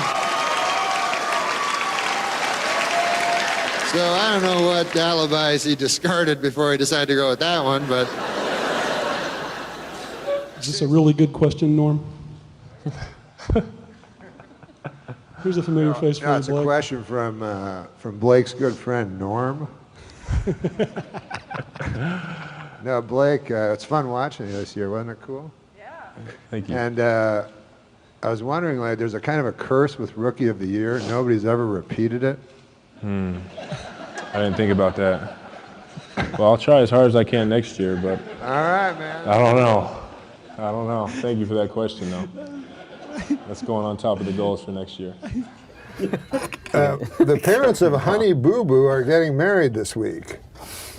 I don't know what any of that means, but it sounds fucking retarded. So, Jenny, what month was your Stop issue? quoting Churchill. May of 08. Who was on the cover? Do you remember? It was a Russian girl. Uh-oh. And my nickname's Genocide, so I think that was kind of funny. What? What? What do you mean? Is Genocide giving her comedy fucking advice? Why is that? It's funny because there was a genocide. In Russia? Only about 70 years ago. Against the Russian people. Who still lives? But me. That's not You a first. Huh? Check it back. No, it was Oh, it wasn't a complete genocide. What do you mean? No, it was. Well, Stalin was a mass murderer. Only Jewish people seem to get really offended by my nickname. There are fives in a case. Dave's getting more. Right, Well, because they're the only ones that live. Well, the only through true a genocide was the. Well, I don't want to say. Another What about one the this way, American Sam. Indians? That was a true genocide. Wow. What? The American Indians was a true genocide. No, that was for land. No, that was justified. That was for land. We were taking their property.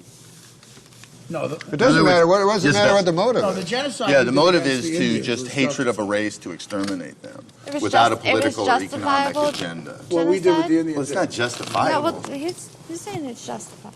I said it. Well, let's Just we got to bury them. I'm just wondering how it's justified. one counterpoint. You've never I'm trying to heard take another You've never heard the legal term justifiable genocide? Hitler was out of his mind at the time. Clearly insane. I'm trying to take another opinion so we can have some friction here. It's a television show, honey. I can't agree with This everything guy you fancies say. himself a modern day Bill Maher. Thank you for the dumb opinion. You know, before I did the show, I never realized how much work it took to put on a production like this. Check it out. They spent 2 months building all these incredible sets. They had to coordinate 14 live music acts. And most impressive of all, they had to find a seat filler for Jennifer Lopez. She's got a...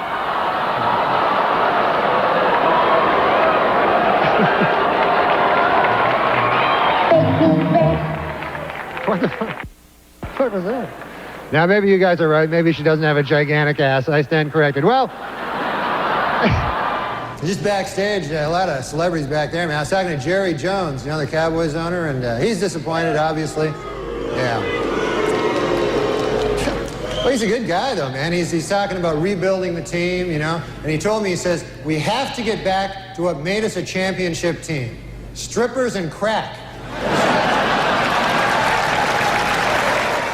And of course, there are some important Washington figures who couldn't be here tonight. Vice President Al Gore is not here. Unfortunately, he broke down and they had to leave him in the shop overnight. But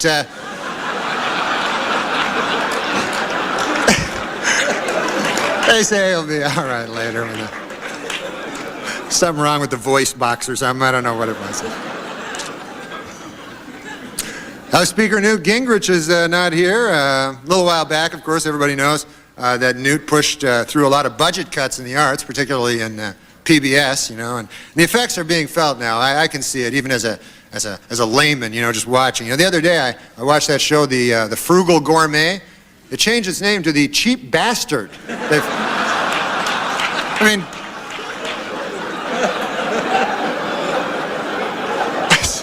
it's crazy. And Senator Ted Kennedy couldn't be here.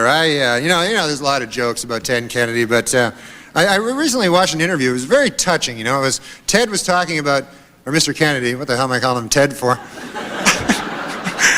Senator Kennedy was talking about how he proposed to his lovely wife Vicki Reggie, and it was very touching. You know, it was a different side of Ted Kennedy that you don't see. He was very old-fashioned and romantic. You know, when he made the proposal, it was very nice. He got up on one knee and he.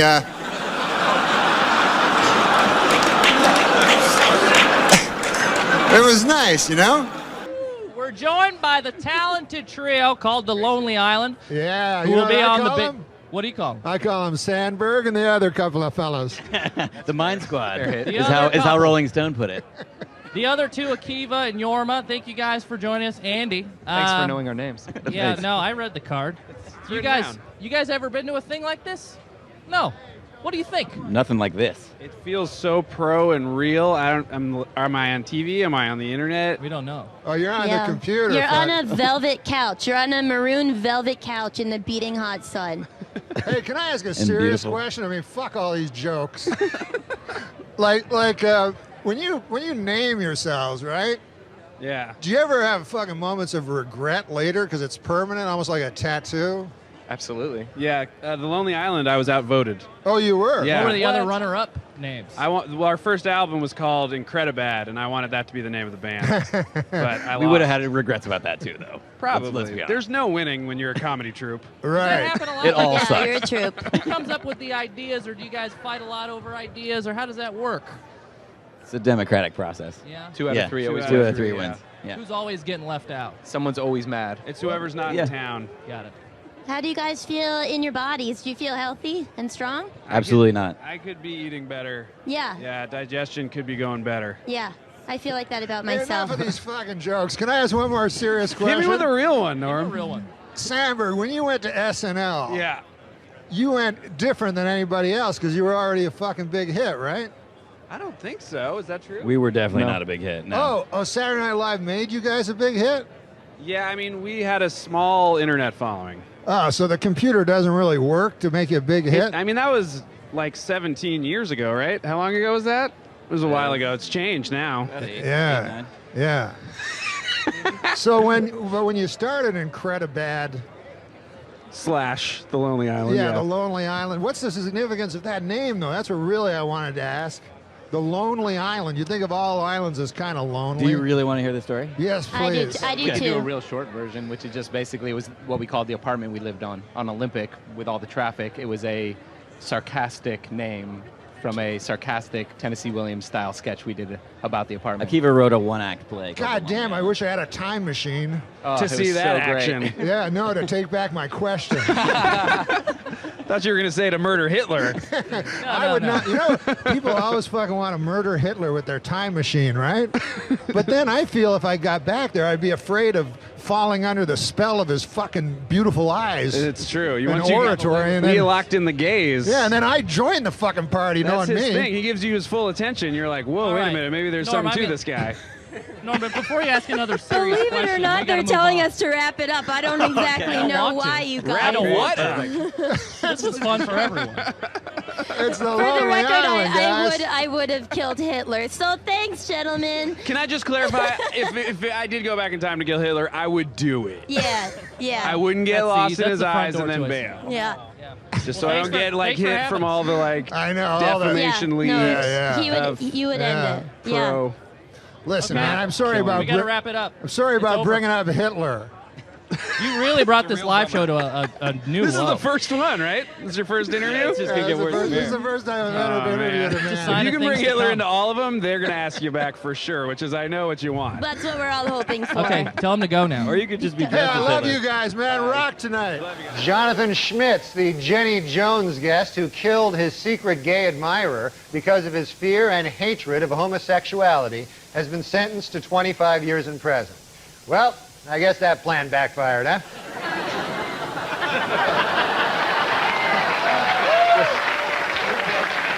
And, you know, as an actor, it's hard, I've heard. But I had a TV show once, Norm. I played Norm.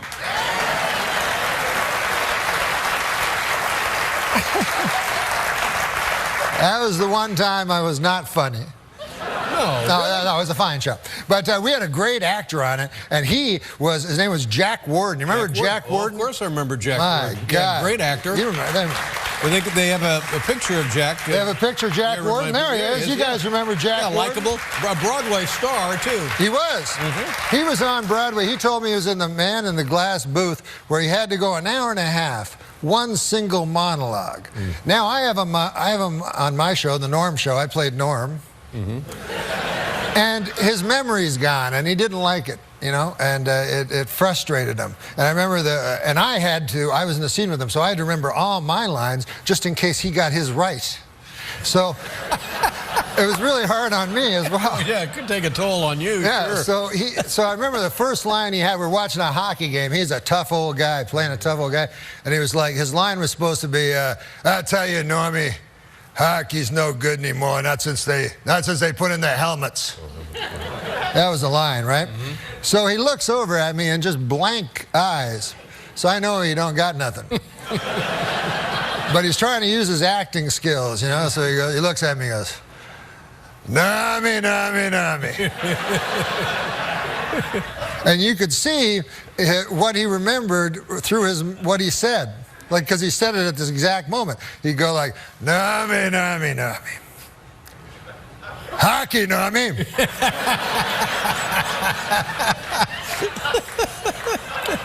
Hockey, Nami. And we're in the set as a rink. Oh, yeah. Hockey, Nami. I'll tell you about hockey, Normie. I'll tell you, it's no good anymore, Normie. You know why it's no good anymore, Normie? I'll tell you right now.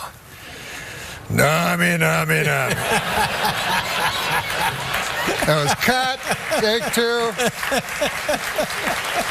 So then, anyways, Woody Harrelson's really cool, and fucking actors, man. When they're really good, it's like something different, right? You know, and because I'm just waiting for the other fucker to stop talking and hoping God I remember You're my not even lines. paying attention. No, I'm just hoping to remember my words. So, anyways, fucking what's his name? Woody Harrelson asked me if I want a beer. You know, he goes, "You want a beer?" I go, "No, it's cool. I don't drink. You know." He goes, "You don't want a beer?" I go, "No, I don't drink, but thanks, man." And then I go, "You drink? Like, I thought you just smoke weed and all that shit." And then all of a sudden, Milos Forman goes, "Cut! What the fuck is going on?" Like we were in the movie. You didn't know. No. You thought he was talking to you. Because he was looking at me and talking like a regular person. Oy vey. There was nothing fake about it. You got caught up in the movie. He was such a good actor. Right. You didn't they yell action? There was nothing to do. No, he doesn't say that. He doesn't do that. And then later... Did you ever meet the real Larry then Flint? later, Oh, yeah. Yeah, I met the real Larry Flint. What was that like? Oh, my God. He was at the fucking... It was this dinner where you talk in front of the president or some fucking thing where you're a comedian and the president's standing beside you. Yeah. So I was the president. I was the comedian. Yeah. And the president was president. Anyway, so whatever. Larry Flint is there, right? So he fucking meets me afterwards in the hallway, and he goes, "Ah!" What the fuck? And I'm uncomfortable with anybody. Yeah, I get uncomfortable with people that have afflictions. That's the one problem you have. You can't deal with afflictions. I get nervous, and I look close to them, and then I hope they can't see the horror in my eyes. I want to know how Larry Flint got that close to the president. Yeah, but go ahead. He was like, because every year they have a kind of a joke guy, I guess, or something. Right. So he's like, so I have to get close to him. What? And he goes, when you're in L.A., you ever get to L.A.? So I go, yeah, I get to L.A. He goes, I'll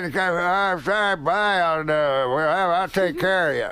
Wow. Thank you. Yeah, so then I was thinking in my head, like normally if a guy says, like, for instance, if my Uncle Basil said, hey, come to the Ottawa Valley, I'll take care of you, that'd mean he'd make you a nice mincemeat pie or something like that. Right. This, I had a feeling was... He's going to fuck you. He's probably... I think maybe he would have fucked me. I'm going to put it in your ass there, Norm. No, he's not. Wrestle you and get on He's the straightest guy in the world. No, get in my lap. I'm going to have you ride around in my chair with me. No, he's the straightest guy in the world. What I think it would mean is I'd be with some hot lady, and then all of a sudden he'd come in his wheelchair whacking off. Listen to me. Have you ever done anything in your long and storied career that you consider specifically to be in bad taste as you look back on it? Maybe at the time you thought it was a good play, but you look back on it and you think that was in bad taste. Well, sometimes, like in stand-up, I'll do jokes that are like one time I was doing this thing in San Francisco, and they were all gay people in the audience. They told me, so I figured I'll do. In San Francisco? Yeah. No. So I figured I'd do stuff about gay people so that they could relate to it. Yeah, it's warm up. They love that. And so I was talking about, because I went to this gay pride parade, and I saw in it there were these old men and old ladies like with these signs that said, "We are proud of our gay son," you know? And so I was saying, that's an odd thing to be proud of, you know, because it's not an achievement, you know? It's not like something you work all your life to be gay or anything like that. And I just wondered, I had a hard time believing that these 50, 60-year-old men are actually bragging, you know, at work like they're, hey, Bill, you know, my kid, oh my God, we're proud of him, Johnny. He graduated from Harvard, you know, first in his class, you know what I mean? Now he's articling over at a law firm, and, oh yeah, he loves cock. You know? This kid. He can't get enough cock in his mouth, his ass, his kid's always cock. I got a picture of the boy here sucking another man's cock. I want to show it to you. To watch the maturation of you as an artist, to realize it took you 9.5 minutes to get around to the sucking cock stuff. It's beautiful to see you comfortable in your own skin, Normie. Yeah, quite a year in music, though. Let's look back. A lot of classic songs have been covered this year, haven't they? Lenny Kravitz did "American Woman." Dwight Yoakam did "Crazy Little Thing Called Love." And Barry Manilow released an album entitled Manilow Sings Sinatra. And I'll tell you, it is a great CD, or as I like to call it, it is a great coaster. I like to throw my drinks on that. It's not a good CD at all. And oh, I have an announcement to read. I almost forgot. I was told to make this announcement. Table 10, wherever you are, table 10. We're sorry your waitress hasn't been there in a while. Larry King just married her. So.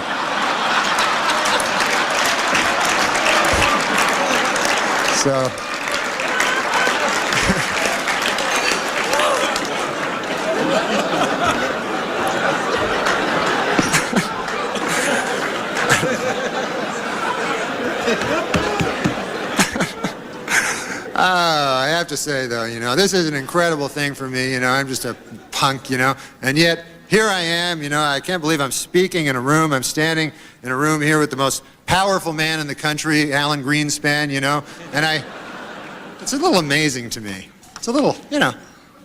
Of course, that's the big story in here in Washington is the recent marriage between NBC's Andrea Mitchell and Alan Greenspan, who is 71 years old. And this is sweet, you know, I didn't know this. They wrote their own vows, you know. She promised to love, honor, and speak into his good ear. So that was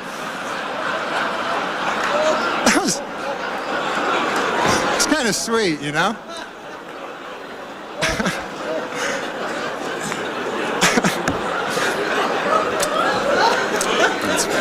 Oh, we're back. I just have word that all the stars are out. Rhett McLaughlin and Charles Lincoln Neal just were spotted. All the stars. It was good to see those workaholic guys because I personally am a workaholic. For many years, I was helplessly addicted to workahol. The Roastmaster General Jeff Ross joins us. Hi, Yes. Jeff. Welcome. Hi, everybody. Oh, you got the first Hello, world. applause. Yeah. Norm, this is so fun. Thank Jeff, you for having man. me on your live podcast. It's always fun to see you without a giant cloud of marijuana smoke between us. Well, it's outdoors. It drifted away. Yeah, how you doing, buddy? You got your hair cut a little. I had a little trim. I was at the doggy groomer for 2 hours today. I have a question, Jeff. You usually show up wearing something very exotic. Yeah. Why the denim today? I dressed like Billy Jack. Yeah. You look sharp. great. I Thank you, like Jenny. it. I appreciate it. Yeah. We're trying to up my game for the live YouTube show. Yeah. Oh, man, you're a hot fucking piece of ass. Look at that. I do all my shopping at the mall. Have you ever been to Forever 41? Forever 41. Norm, you're Listen. dressing like you're going to help somebody move. You're wearing sweatpants to the biggest show in YouTube history. This is the biggest show on the internet. You dress like you're going to paint the set. He can't help himself. I gotta ask you this though. Hey, I saw, by the way, on the computer, a show you do now called Morning Roast. Unbelievable. You wake up in the morning, you turn on your computer, there's Jeff Ross waking up himself, roasting somebody. How's that work? Well, whatever comes to my hungover head, I just start making fun of, and Yeah. I put it up on my YouTube page. God damn, it's funny. Who should I roast this week? What about Cassim? Yeah, It would be an honor if you could just do me. He's an Arab, if that helps. I only roast celebrities, Cassim, so you're off the hook. Orange is the new black. But not in my apartment building. Kevin is the new black. Today is the 11th birthday of President Obama's youngest daughter, Sasha, or as I like to call her, the uppity one. Oh, goodness gracious. Yeah. Jesus I'm a Christ. regular mortal. I really appreciate you coming on here tonight. I don't know if you've heard, but I'm not going to be around much longer. Yes, I'm I know, leaving the and show. I understand there's only 12 shows left, and this may be my last appearance. Well, I hope not, but. So I was going to ask for a souvenir. You know, you're the first person to bring this up, and I'm touched. And I want to say to you, Norm, as a friend and as somebody I have admired your entire career, whatever you want is yours. Except, Todd, you're not giving up the sweatshirt, are you? Anything you want. Okay, excellent. Well, maybe. I know. What? No, wait a minute. That's Norm. Those are expensive. Can you be careful? Oh my God, Norm, look out! It's fine. That's fine. It's still under warranty. Okay, we'll be right back with Norm MacDonald. I'll tell you what, this is what happened to me with the psychiatrist once. I think this is why I don't do it anymore. You did go to a psychiatrist. When I was a young man, I Yes. was like 17, or trouble kid, and they sent me to a psychiatrist. Right. And I talked to the guy, and I talked to him twice, right? Right. Next week, he fucking commits suicide. Is that true? So it's in the paper. Then I'm reading about the guy's the worst fucking life ever. Like coke and you know. I mean, I shouldn't say the worst, but you know, just the worst fucking life. And I felt so bad because here I am yammering to him on his last week of life about, my God, my mother. You know, so. You did MTV Beach House recently, and you know, there's a certain kind of person you expect to show up on the MTV Beach House, and I hear, we'll be right back with MTV Beach House, our special guest, Norm MacDonald. I'm like, what the hell are you doing? It's this. What was that? It's this show on MTV, right? I know. And it's at a beach. It's at a beach. And they don't script anything. Like, you know, they do like for anyway. So the dude, the host, was like, hey Norm, do you mind wearing a pair of trunks? You know, bathing trunks? And I go, no, I don't want to wear that. You know, because I'm like, my body's like all weird looking and everything. And all these, everybody else is super hot ladies and super hot men. You know, I don't, you know, whatever. Whatever you... Wow. So, got an issue about that. All right, go ahead. So I'm on the show, right? So they're saying, hey, come on, seriously, put on the trunks. I'm like, no, man, I don't want to. So then they think this will be funny. They go, hey, we're going to show you a fashion show. Some dudes will come out, you know, and show you, you see what you think. I go, what? So all of a sudden, these 3 dudes come out, right, dancing around in their thongs and shorts and everything. They're wearing thongs or shorts? Which one? Bathing trunks, but some of them are like thongs where you can see their dirty arses. So...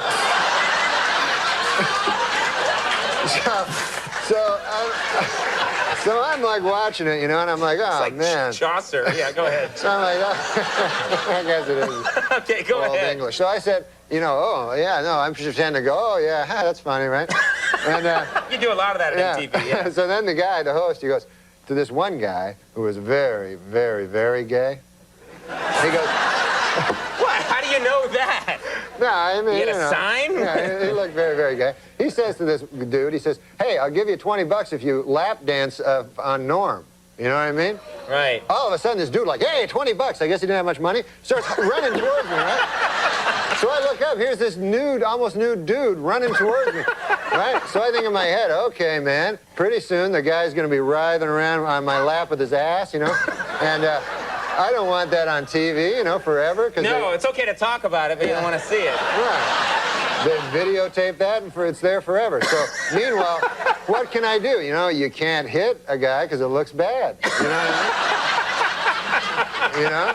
Even though, of course, a woman could hit a naked guy running at him. Sure, that's fine. okay. But a man can't hit him. Yeah. So I have to think fast. It's only a second. So I bolt. I take off, right? You started running, too? Yeah, running down the beach. The guy catch you or no? Yeah, and then I had to come back on. They're like, oh, Mr. Homophobic. I won't let a guy grind his ass into you.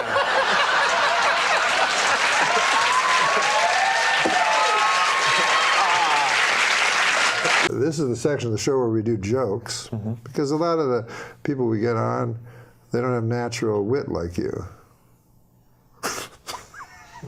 That was a compliment until you started smirking and giggling. No, it was a compliment. It was a compliment. I just sometimes I can't think of the next thing to say. Sure. Go on, you surprised me. I don't know why, but a lot of times I'll talk, and halfway through the sentence I think something will fucking come. Sure. And then sometimes it doesn't.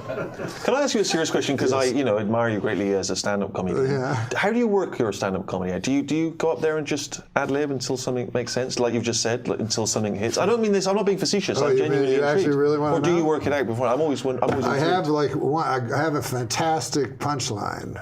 Oh, you think of a punchline, as it were, and then you can work to it. Great punchline, and then I just wander around, because I used to do it by rote, like I would, that fellow there booked me on Letterman. And then you had to do 5 minutes, so they had to be word for word, Yeah. But I'm not a good enough comic actor to pretend it's my first time saying it. So instead, I just started yapping. And then I would think, out of like desperation, you're funny, kind of, you know what I mean? Right. Because people are looking at you. Yeah, sure. And then you just think of little jokes, knowing the giant joke is coming. Which you've already worked out.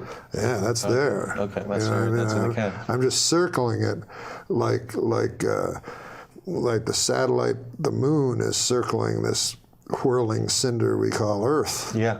Okay. Here's a joke. Are you ready?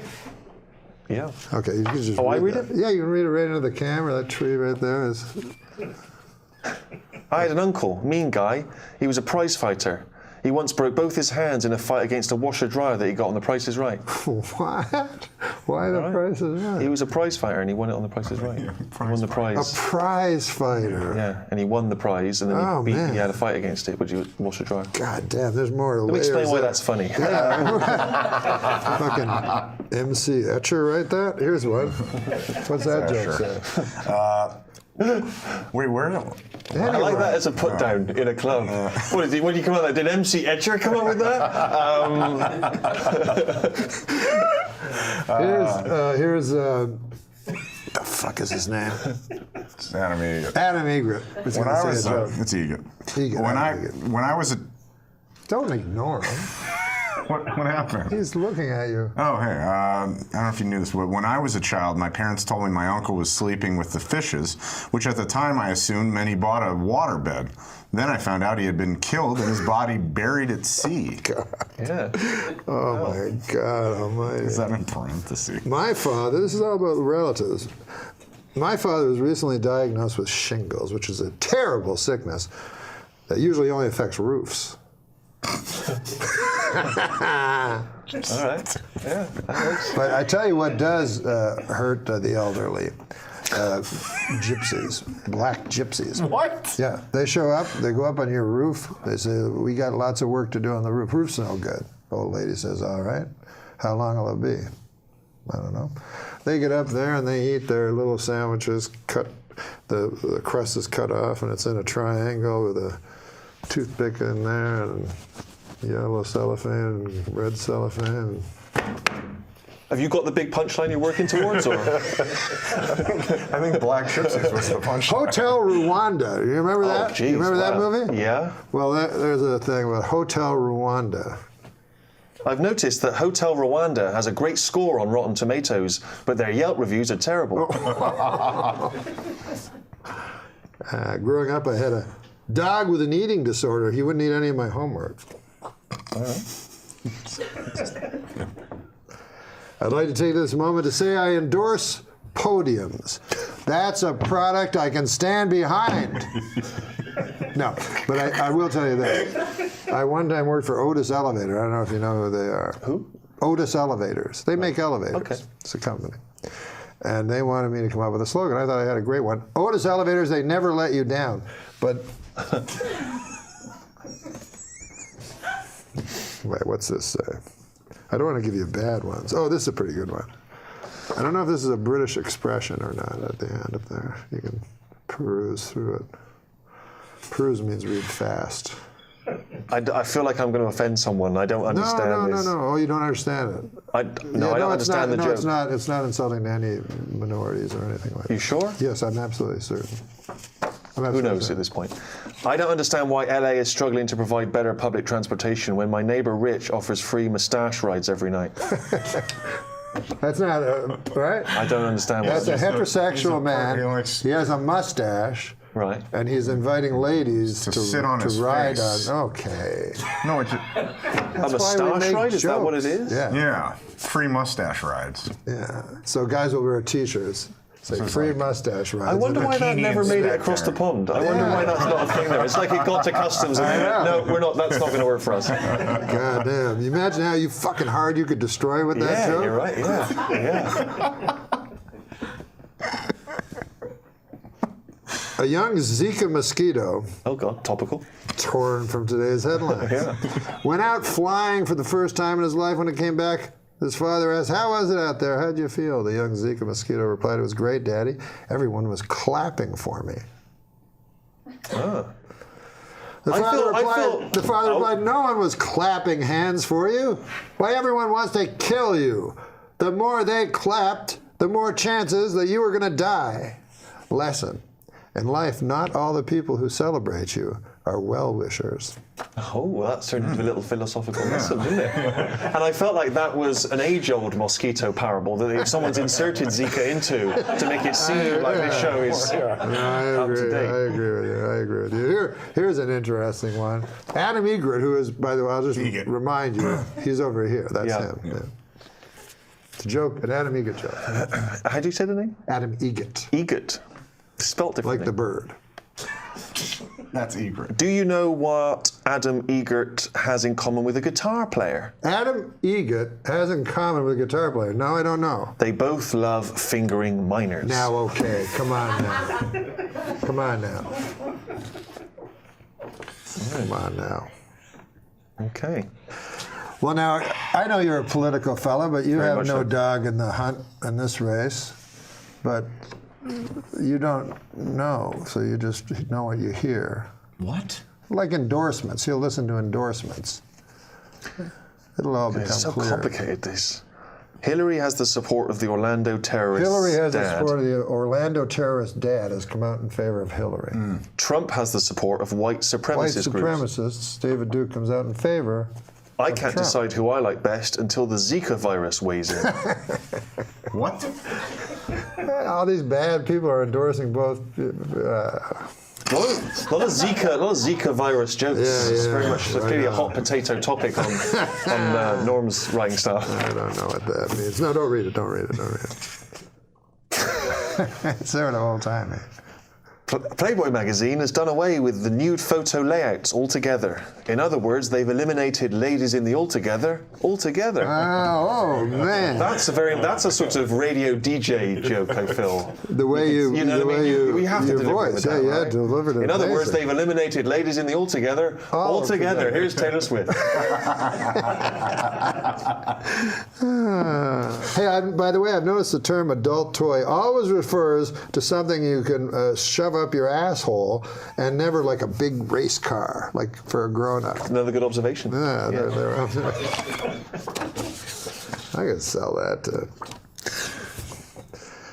Myron Stanley. Can we rip all these from When Steve I Allen's die, room? I want to be cremated, and my ashes spread eagle and fucked hard, like a fucking real tramp. Wow, come on, man. Why did they make me say that? Wow. Jesus Christ. You see, somebody writes that. It's not me. It's just some fucker over there in the next room. Yeah. And then I say it like a goddamn robot. And then people think I thought of it. But I'm clearly, I can't even type. Yeah. You ever read a book? Oh, you read that communist thing? Yeah, I read the Marxist Manifesto. Who was the better man? Okay. Dr. Martin Luther King? Stalin. Finally, these are the big questions. Well, I don't want to jump to any conclusions. Again, I don't want to be sued by the estates of either.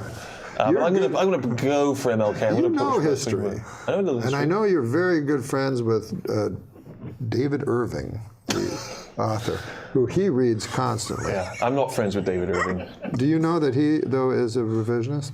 Oh, you're a revisionist? Well, he's a denier, Holocaust denier. But he's never read David Irving because he said he's too smart.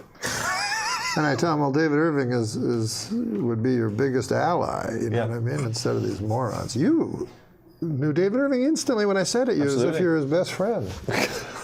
But you've studied Irving? I've not studied Irving, no. But I'm aware of who he is. Yeah. What do you think about guys like this, though? This guy? Yeah. He seems like comes around. This is his little joke against the poor masses that came out of a chimney. Being from Manchester, this has nothing to do with the Holocaust. I didn't bring up the Holocaust. You did. I love the fact you sort of gleefully said, I didn't bring up the Holocaust. I normally do by mistake, but today, didn't even bring it up. I'm saying Stalin was just as bad. That's what he always says. Stalin was bad. Yeah, but if you're talking about Hitler, why is your first thing Stalin was just as bad? It's not my first thing. First, he wasn't just as bad. But anyways, even if he was. Well, we'd have to define what badness is and levels of badness. Are you kidding me? We have to define that. Yeah. That's what you two are saying. Well, you found your soulmate. I say Hitler's bad. I don't think you have to try to define what bad is, or you don't have to go through any of these epistemological fucking gymnastics to know that Hitler was bad. I've said it before. I'll say it again. I said it before it was cool to say it. But anyways, listen, everybody's entitled to their opinion. I say 6 million, he says 600. You say probably a number in between there somewhere. But if David Irving ever wants to do the show, he's welcome. Good luck to him. I look forward to him reading some of these gags. That's going to be Irving? It's going to be dynamite, that bit. So listen, guys, this has been fun, hasn't it? This has been probably my favorite. Been good. It saves me a trip to my senile uncle. So that's.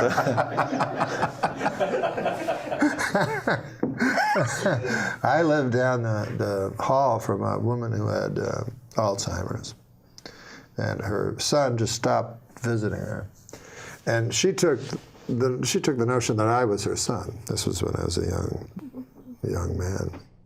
She took this notion that I was her son, and she had a bleak apartment No, it was empty usually. And so what I started doing, I would get pictures from the store. You know, they came in the, you know, the picture would come in the frame, and I would put the picture down, and then that would spark something. That woman, that must be my son. You see what I mean? And I would just put things all over, and I put a ring one time on her finger. Now, So was she this thought- supposed she to thought help would her, be- or you were just playing with her? You were just Both. screwing with her? Both, Okay. both. It was to help her and to entertain myself. And in a way, when you think about it, isn't that what we all do in life? That's a lovely upbeat message to end on. You know, if you need kicks, find a person with Alzheimer's and fuck with them for her amusement and yours. It's a lovely message to go out on. Yeah, we can't go out on that. I think so. Why don't you ask one of your questions that you had? One of your questions. No, because that puts undue pressure on me to end this with something upbeat and positive. Oh, you I see? thought that Whereas I was- feel like very much is your responsibility as the Yeah, host. I thought that was great. Another missed opportunity. Well, I can tell a joke. Go for it. Yeah, This please is do, what we're looking please. for. Yeah. There was a little boy in school named Dirty Johnny. Now, he's not dirty in this joke, but he'd always be a hellion in class, and the teacher didn't think much of him. So the teacher has a project, or not a project, but an in-class thing. How'd that go again?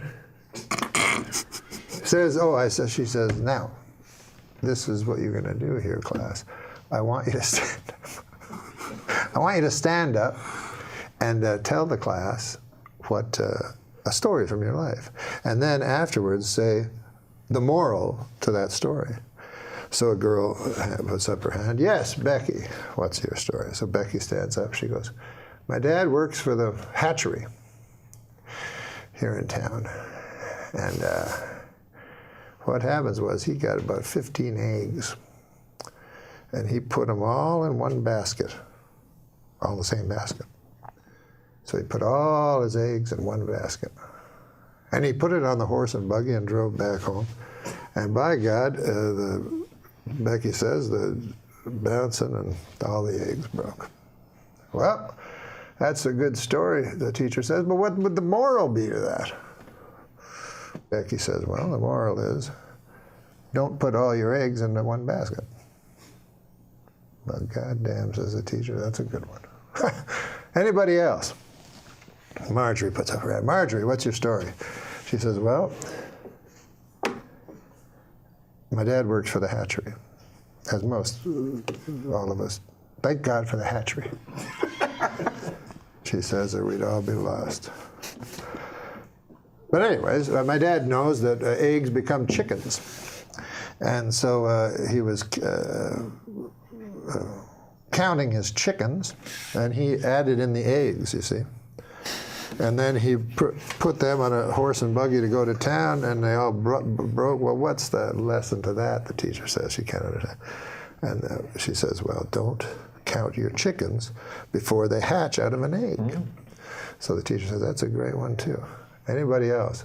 Well, wouldn't you know, Dirty Johnny has his hand up. So the teacher's like, holy God, I don't want it.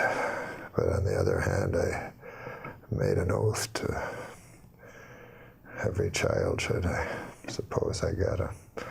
All right, Dirty Johnny, what do you have to say? Johnny stands up. The story's about my Uncle Terry. He never worked at the hatchery on account he was in Vietnam, and he got disability. He don't even like people who work at the hatchery.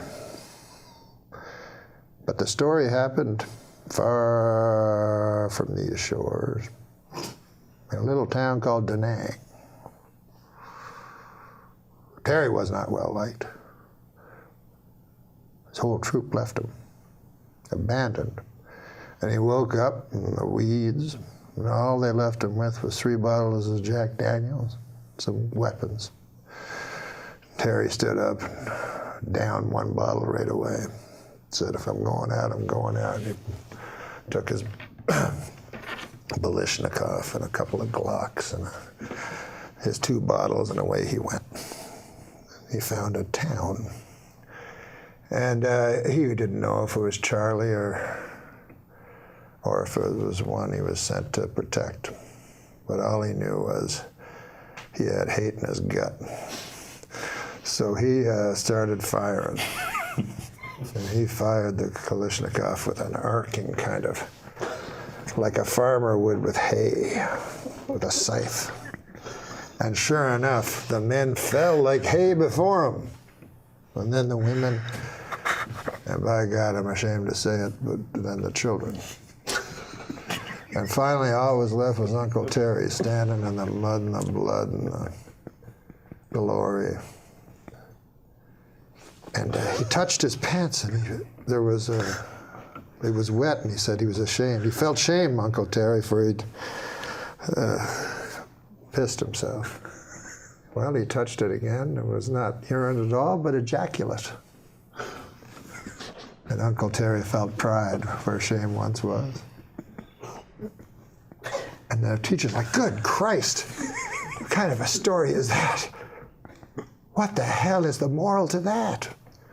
Well, he says, when Uncle Terry's been drinking, you don't fuck with him. Now, especially if you work at the hatchery. No, listen, it's been great to have you. I didn't want to end on such a long joke, but I realized once I was in, I couldn't get out. Yeah. But it's been wonderful to see you. Thanks for having me. And we'll look for you. This is Adam Egan. Adam Egan. Yeah. Nice to meet you. It's just a joke. Read it aloud? Yeah. Scientists have discovered a vegan spider in South Africa that will not eat ants. Oh. It refuses to eat ants even if it's starving, but it will eat tofu shaped like ants. Oh. It's good. That's good. Should we let Adam Egan read a joke? Well, I'd like to see him do something before I leave. He's going to read a joke. Researchers in Bermuda believe they may have finally solved part of the mystery surrounding Amelia Earhart's disappearance. She was a bad pilot. I don't know. Yeah. It's not my fault. Bermuda.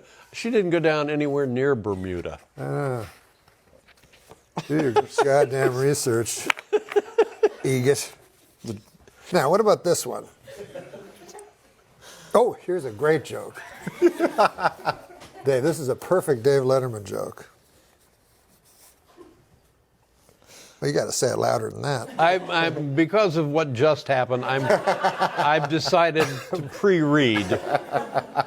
Well, I'm a moment of silence after that joke. No, I mean it was 150 years ago. We can look back and laugh at it now. The Deer Hunter is a terrific movie unless you shelled out $3 to see some actual deer hunting. This is reminiscent of your Weekend Update stuff. Is it? Yeah. Now, remember you had the snowstorm and you did the show without the audience? Yes. And it seemed like you really enjoyed that. Yes, it was fun. Would you ever consider doing that again? Yeah, yeah, sure. I mean, it's what we're doing here, more or less. Yeah. Now, I know you've done this show in both versions. Which do you prefer, with or without? Oh, without. Without, you like that better? Oh, yeah. Yeah. But I don't have the range of that you do. No. See, what makes it? No. There's only been 2 talk show hosts with this deep layer. You and Johnny Carson. No, Johnny. So you could speak to anybody. No, you can speak to anybody. No. Do you watch this show? No. But you should. No, have you seen this show? The one we're doing. Get yourself a Charlie Rose desk. How much could they cost? And then it all comes down to the expense of the desk. You're just in black. But do you watch your own show? No, sir. Well, you have. I've talked to people. I've watched it, and I've talked to other people who find it compelling. You can't take your eyes off. So well, imagine if whatever you it is you're making up, whatever qualities you're fabricating here, you yourself possess them. But imagine if you were doing it. And well, imagine if you were doing it. Well, well, what's the matter? I've done it for 30 years. I don't want to do it anymore. You do it. Without an audience, though. You could do it. But you'd be a different show. I don't want to do it. You don't want to do it? No, I've done it. People always say to me, well, what do you want to do? And I said, well, I kind of did it Right. for 30 plus years. And you, we always worry a little about you because we regard you as the top of the heap, the best of the best, the funniest of the funny, the guy who has it in every fiber of his being, not conjured. It's the real thing. So you do it. I just want to write. I just want to write books. But I'd like to watch you with a big desk, and it'd be black. Hey, Dave, say what you will about Elon Musk, but with his new plan to bring people to Mars, nobody is a more creative serial killer. Hey, you know the funniest part of doing an office conga line? When you look back and realize you're doing it alone and you're not in an office, you're in a psychiatric hospital.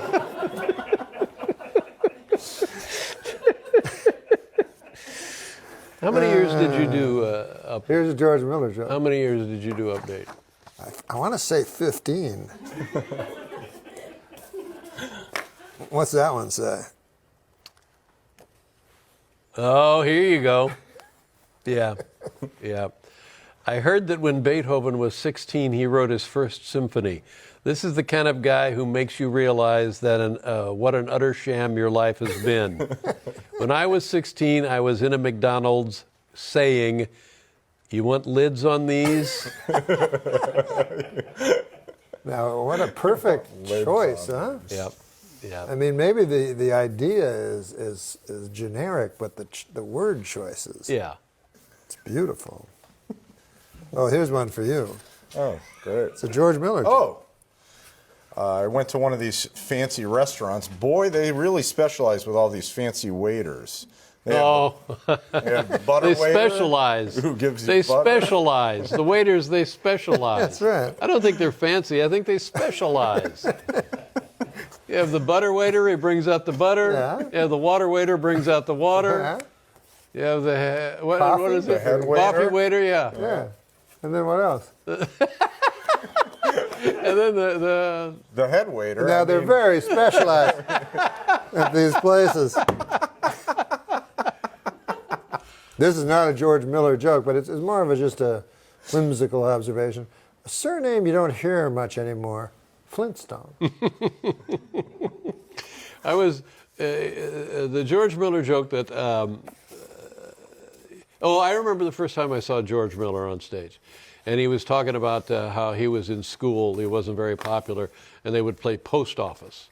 You know, the post office, and the punchline of that was, "Yeah, it didn't do much for my self-esteem. I didn't feel very popular with the girls. Do you have any idea what it feels like to be known as postage due?" Here's two last George Miller jokes. I'll do this one, then I'll give you my favorite George Miller joke. I played a great club here in the city, Catch a Rising Star. Boy, that's a good club. But across the street, they have a tough club. Have you been there? Snub a bombing has been. But this is my favorite one of all time. This is a favorite joke of George Miller's. His sex life. Oh, God. Here's something you should never say in bed. That ought to hold you for a while, Gertrude. All right. You want to read some jokes, Mike? We read jokes on this show off blue cards. Go for it. All right. You want me to do the first one then? Yeah. I thought I was going to be rich, Mike, but it turns out there really isn't that much of a call for radish cider. Radish cider? What's radish cider, motherfucker? That's a thing that someone made up. Now, will you read one? Okay. Researchers have discovered that the cockroaches have personalities. Not great ones, mind you. Oh, not good ones, yeah, that makes sense. How you know? Well, hey, why is taking no pleasure in things I used to enjoy a sign of depression? Maybe I'm just finally sick of crayon. Say it again? It's a long joke. Hey, why did Mike Tyson, this is a joke about you. Why did Mike Tyson break up with his girlfriend? Which one? At first, he thought she was irresistible. But then they started having irreconcilable differences. Whacking. It's about your ear, man. What do you call a gay boxer? It's about somebody else's ear. What do you call a gay boxer? Huh? What do you call a gay boxer? Norm MacDonald. No.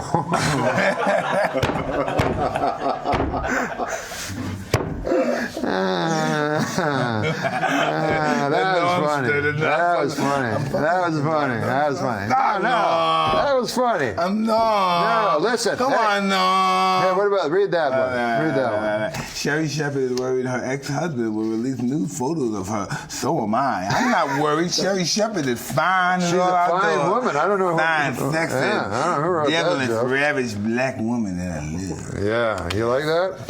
I need meat to ski, baby. I got a joke for here. We should let Adam Eager write a joke, right? Write a joke. Read a joke. Oh, yeah, I'll read a joke. Oh, here's a good joke for Adam Eaget. Do you like when Adam Eaget reads a joke, Mike? Do you like when Adam Eaget reads a joke? Are you capable of reading that? I mean, we'll see. We're all going to find out together, right? Absolutely. Well, apparently the Samsung Galaxy Note 7 phones are spontaneously catching on fire when you run screaming. They also eat with roaming charges. I never witnessed that. Yeah, I haven't either. Okay, listen, this is the last joke. I want to read the last joke. You're going to read it, and you see, you don't, we as white people can say that, but you can say the real thing. Okay, good. You know what the real thing is, right? Yeah. Because there's a lot of words that start with that letter. But you know what I'm talking about. Yeah. Okay, let's hear this joke. Researchers in Russia say that the dolphins have a distant spoken language of their own. You're saying that dolphins have a distinct language all their own? Yes. Huh. What's the solution? What's the solution that they use the N-word? Ooh, that they use the N-word constantly. No, what word do they use? Nigger word, N-word. Oh, yeah. What'd you call it? Dolphin? The what word? Nigger. Nigger, ninja. Word, yeah. Say, I want to hear you say that word. I don't want to say it because then it'll be on tape forever. I say it in my private life many times. Say it, hunky. Say it, hunky. Say nigger, hunky. Fucking say it, hunky. Listen, am I wrong or am I imagining that? No, say nigger, hunky. Say it, hunky. Come on, cracker. Mike, I have to ask you a question. Say it. I can't say it. Let him make him say it. Mike, make Adam Eagan say it, Mike. God damn. These crazy fists are like inches from my face. I'm sorry. It's Mike I'm just Tyson. playing, guys. I'm just playing. I know, but you're playing with shit. You're playing with your registered weapons of your fists. It's Hollywood. I'm playing. I'm playing, man. He's playing. This is what I think I saw on Arsenio. You tell me if I'm wrong. What? It was you. It was Sugar Ray Leonard, and then the great Muhammad Ali came out. Arsenio Hall asked Muhammad Ali, "What nickname would you give me?" And Muhammad Ali said, I remember him saying this, and Arsenio told me he did say this, that he gave Arsenio a nickname on the show that I can't say. What was it? Well, you can say it, but I can't. Is it N? If that's his nickname, you'd be the. That's what you I look heard. like George Bush just a little bit. The pop, look, a little George. No, come on, serious, man. Can you see it? What's wrong with you? A little bit. Don't kiss ass. Can you see it for real? No, man. What, you don't like George Bush? No, George Bush is great. Come on, man. He's a great man. Yeah, but you're not. No, I'm not. I don't pretend to be Don't George look like Bush. George Bush. Why? I like to look like a great man. Like George Bush. Don't break my arm, Mike, please. Don't snap my wrist like a twig. I know it'd be good television, but goddamn. Can you hit him for a while? No. I know you're playing, but play with him. No, I like playing with you. No, I know. Why? Because everybody always asks me what it's like to be with you, so now I'm going to tell them, oh man, I'm kicking on his ass the last time I said no. It's this fucking interview started, you were going to suck my dick. Yeah, I know, but I changed. I'm a flipper. I got multi-personality disorder. I go to this guy, I go to this guy. I would never go to you for a blowjob because you might beat me up instead. You never know. Yeah, you never know with Mike. He's the worst fucking male prostitute. He would be a horrible male prostitute. But a great mugger. Yeah, you'd be a good mugger. Hey, come on, a blowjob. Boom! Yeah, pretend to be. That would be a good... If you didn't get into boxing, where would you be right now? Well, I don't know. If Customata didn't come into your life. I don't know. I would been. Was greatness, would you have achieved greatness anyway, do you believe? I don't know, we all have different definitions of greatness. But it's what you wanted. Yeah. From an early age. Well, greatness could have just been being a good family man, being a father. Fucking being one of these guys, missionary guys, not the position, but these guys that go to these places. Sure. The guys go to all these places. No way. You go to all these places to build bridges in the name No, they're of great. God. And then they go home and they have sex in the traditional way. I like to believe I'm doing it in the name of God. I believe you are I like too, to think I'm doing good things in the name of God, even though I often fellatio to people, but you know, it's just in the name of God. He offers fellatio to people. They did earlier today. But then when they go to collect, he fucking breaks their arm. Yeah. Things are really bad. Well, look at this. What about this picture over here? This Things are fella's really holding? hard. What about that? It's the end of the interview? I guess. I'm glad not the fucking hour, because I was in fucking hour. I was No, telling you about an hour before we got Listen, here, right? man, Free. I think you did I was an just hour. telling you about the How hour long was before the we got here. I interview? ain't doing no fucking hour. How long was the interview? Minutes, Mike. How long was the interview? 45. 45 minutes, Mike. If it was an hour, I'd have beat your fucking ass. I know. I wouldn't want to First do thing I an said, hour. I don't want to do an hour. I know, man. If I'd done an hour, you would have beat the fucking shit out of me. And I think I would have been sucking dick. Oh, the day's not over when the camera's over, man. We going down. You going down. After the camera? It's both ways. He's going down out and he's going down for the blood. He's going for the I don't want to go down both ways.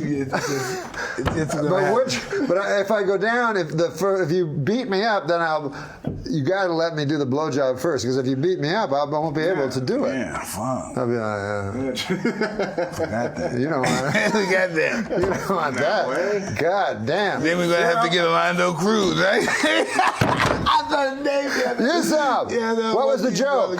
Orlando Cruz. What do you call a gay guy? You said me. But it was Orlando Cruz was the joke. But it's not really a joke because he's out of the closet. No, but he's a great fighter, too. Incredible fighter. Now, when you go into, if you went into a ring with a guy who was come out of the closet, he was gay.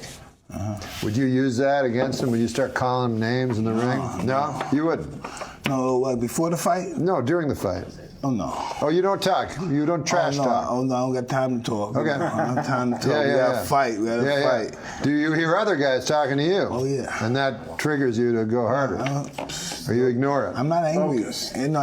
The objective is to appear that I'm angry. Okay. I'm not angry. So that was George Foreman also. Hey, no, he's not going to. It's not over. He wants us to stop. No, fuck you. Come on, man. George Foreman also. Oh, he was vicious. But it was an appearance. Yes. Because afterwards, he was a sweet guy. Listen, this guy's a preacher, all right? Give me a break. He's a preacher. He's a preacher. All right? Yeah, That's all. But Sonny Liston, that was no act. That's the real mean That's dude. the real bad guy. That's the real dude. Bad man. guy. That's the real dude. You know what George Chuvalo told me? Maybe you know this story. But George Chuvalo told me he wanted to fight because he fought all the greats. He wanted to fight Liston, and his manager was only offering him $10,000. He said, "Give me $20,000 just for my self-respect." And he said, "I'm talking to his manager every day. I'm talking to Sonny, and he won't go for it." Then they found Sonny dead. He'd been dead 5 days. Chuvalo says, "You motherfucker, you told me you talked to him yesterday." All right, baby, you're all right, okay? Say goodbye. Nobody lied. He's more than a guy in the fight business, man. Yeah. That's the only business. Fight business is the only business in the history of business that all the fucking, everything's not on the table. There's always something, and the whole thing's never on the table. Something under the table. There's never the whole deal. This is what it is. Never. Don't believe it. Never. I worked with One Day with Don King. What was that like?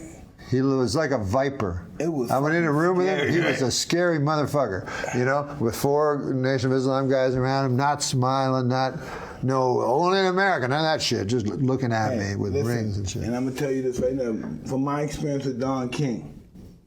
And I'm just telling you an experience. Yeah. He's not gonna bust a grape. That's just like his perception. He's not gonna hit nobody. He's not gonna have no physical confrontation with nobody. Yeah. It's not gonna happen. But still, he can control incredibly tough guys. Now, he's not gonna fight nobody. He's not gonna do good fighting nobody. Yeah. He's not that guy. I know he's the big guy. He's not the fighter. I heard his move. Never believe it. He's not a fighter. I heard his move was, if his boxer, got a $5 million purse, he would pull out a attaché case with $400,000 and then say, take it or leave it.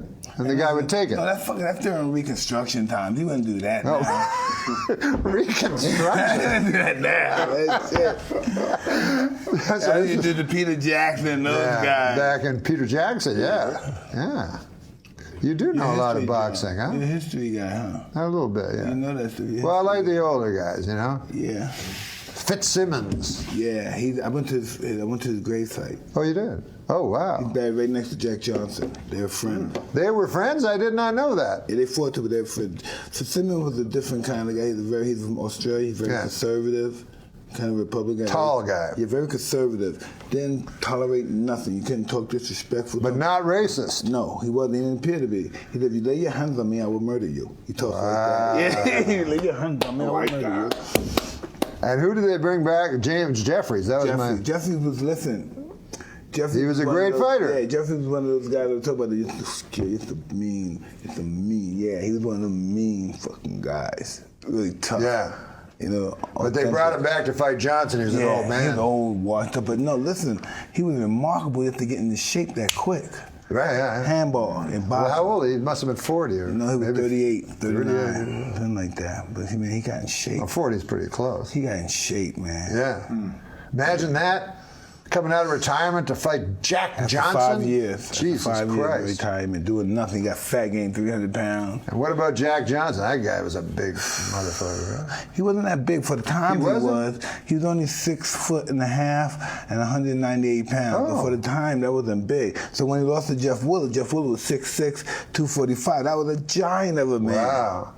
That was a giant. They used to have those big freaks like Carnera, where they just find a big, tall guy and figure he could box. Well, that's the Goliath syndrome. You think the biggest guy is the best guy. Yeah. They're not the best guys, but if they hit you, they can hurt you. They can, but you get inside. You just get inside them and take them apart. You got to get in there first. Right. Yeah. Get in there. Who was your toughest fight ever? Everybody. Everybody was tough. Not everybody. In 8 seconds? If you knock a guy out in 8 seconds, that's not Cus told me if that guy was relaxed enough, he would have got me. I don't know why. 8 seconds. Cus said you had your hands down. That guy was relaxed enough. You do that a lot. I heard he told you were going to lose the Golden Glove. No, he wouldn't say that. No. But he would just say. He always talks you down, this fucker. What? Adam Egan. He has never let me think that he talks you down all the fucking time. That's okay. I'm gonna be honest with you. Is that all right with you? He was always my favorite. You can forgive him? Yeah, come on. You can forgive him? Okay, listen. Y'all ready to take a picture?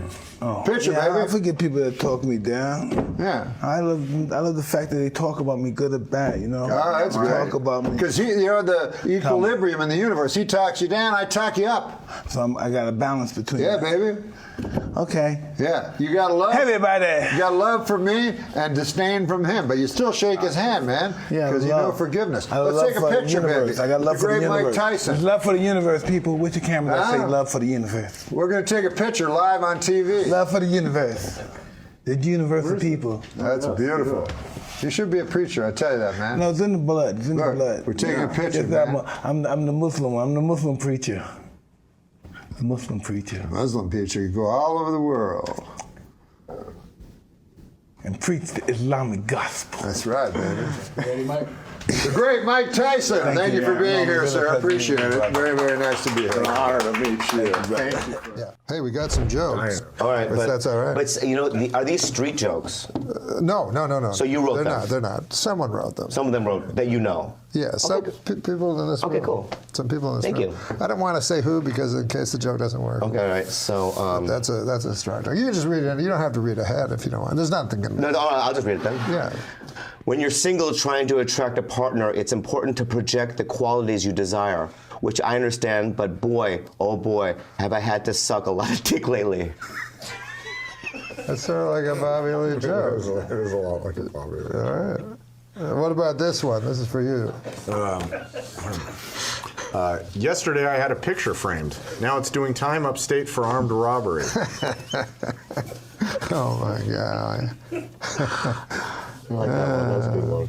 Here's one for Bobby Lee. I don't want to know no more dick sucker. No, sir. Do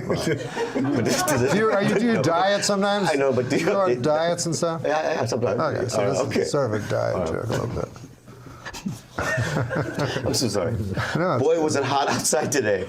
I went out to buy a California Pizza Kitchen signature pepperoni frozen flatbread, and by the time I got home, it was perfectly cooked and entirely eaten. 100% true. Oh, you ate it. See, I love Wait, how stop. I love how he laughs. It's just weird, right? Some of them are odd. I'm not going to lie to you. This is a joke. Well, some of them. But this is a joke. I think technically. Like an observational joke? I'm like, I think technically. I need to have glasses in order to see my family. Specifically, 2 glasses of scotch. See, I take the hits. Yeah. Yeah, I take the bad. Adam, you do the next one. I'll be on fucking Death Squad with some of these. Here's one. Okay. For Adam Egan, who did comedy. Give me a card for a second. Oh, okay. Did you know that Adam Egan did comedy for a while? You did? Very briefly. But you performed? Very Open briefly. mics? In LA or in Phoenix? Arizona. In Arizona, yeah. he was famous for thrusting out his cock. Like he'd stand at the mic and he'd push forward so his... It was a nervous, But he has a hell of a hog. Yeah, right? People say that. Yeah. You have a big dick? No, people said you have a big dick? Yeah, I guess. That's, would you say no next time? No. Read that. All right. I saw my little nephew recently, and he was bothering me with a lot of questions. One he says to me is, where do you think would be the worst place to get a bug bite? So I thought about it. I answered, maybe the eye. What's your answer? And he said Brazil. That was Zika. Torn from today's headline. What about this one? This is a short one. Fast one. Okay. I signed up for my company's 401k. 401k. I'm sorry. Yeah, no. I fucked it up. No. Don't give me a line reading. I give me a line reading. I didn't know what 401k was, so I thought. I mean, you give me a line reading, then you touch me. That's well, you're very soft. I know. People say that? Do your lovers tell you I'm fucking that? soft as fuck. How soft you are? Can you caress? Oh my God. Yeah. Is that moisturized? No, Yeah, it's natural. Wow, just natural. Yeah. He's soft. I'll read it again? Sure. I signed up for my company's 401k, but I don't think I can run that far. It is a long way.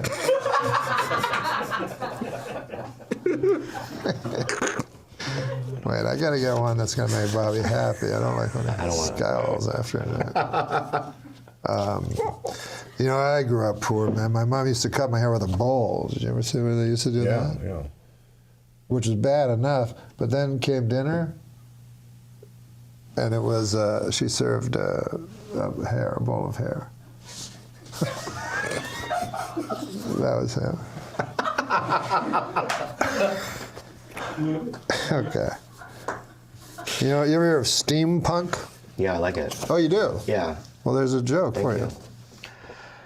I wouldn't call myself a fan of steampunk, but I will say it's the healthiest way to prepare punk.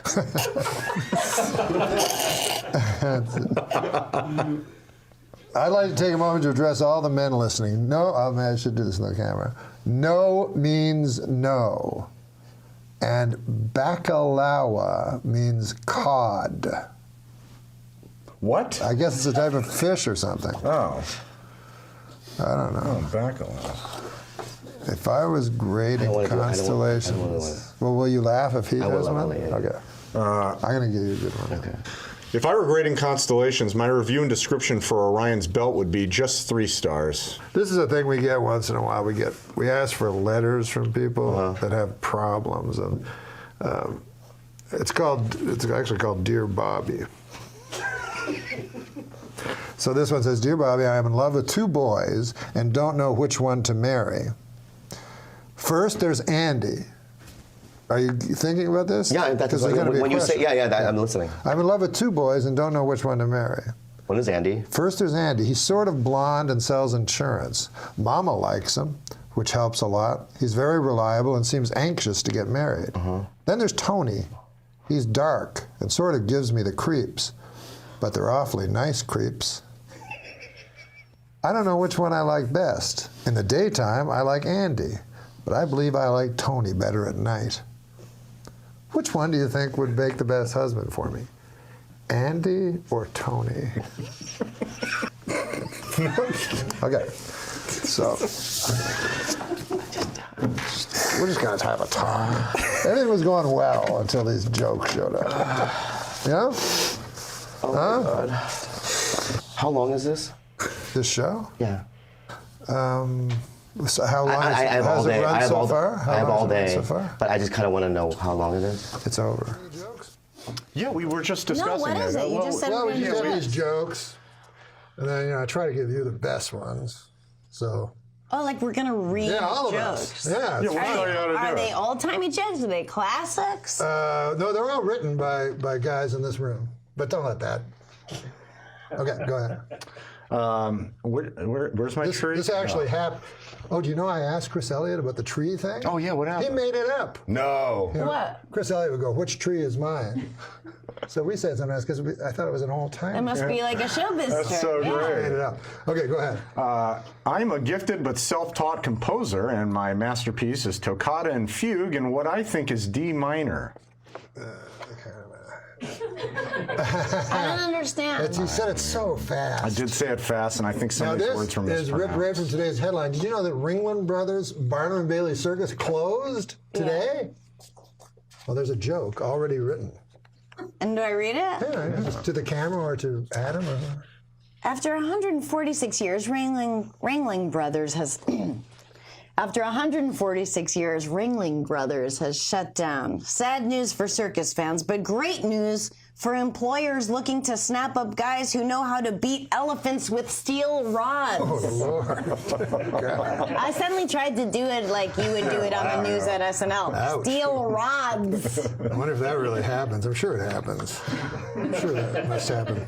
Second worst job. Assistant crack whore. I said crack whore 4 times. And that's like, I know. Anyways, white girls who wear big hoop earrings may be guilty of, quote, cultural appropriation. And they risk getting a curse put on them by peeved gypsy fortune tellers.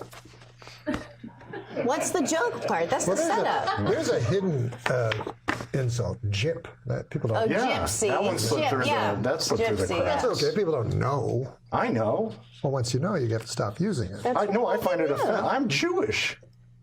Well, you're not a gypsy. What the fuck are you talking about? Well, Jews aren't gypsies, but in that way that they're... That they were both victims of the... To get gypped? Yeah. Got gypped, got Jewed down, got gypped. But Jude, you know. Yeah. Gyp, you But just learned. Jews are nomads or whatever, like gypsies. Right. Not by choice. Oh, a woman from Denmark I met at a party was telling me how awful she thinks Trump is. So I shot back, yeah, well, you guys have that asshole Hans Christian Andersen. That's funny. It's just my patriotism. She wanted an old-timey. You can read the old-timey one. A tip for anyone about to travel on a steam locomotive: don't get on old 97. I just have a bad feeling about it. Oh, jeez. Oh, here's a funny joke. I think this is pretty funny.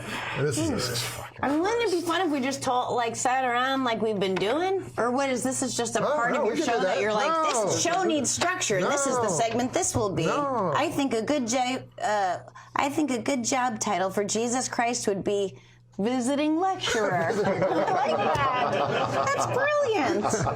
Very good. Very good. Whoever wrote that. Brilliant. Do you have some favorite? Do you watch a lot of stand-up still, or do you have some favorite comics? I try to. If I'm going to enjoy myself at home, I don't watch comedy because it's stressful. I love murder. I love whodunits. I like thrillers. I love that shit. Me too.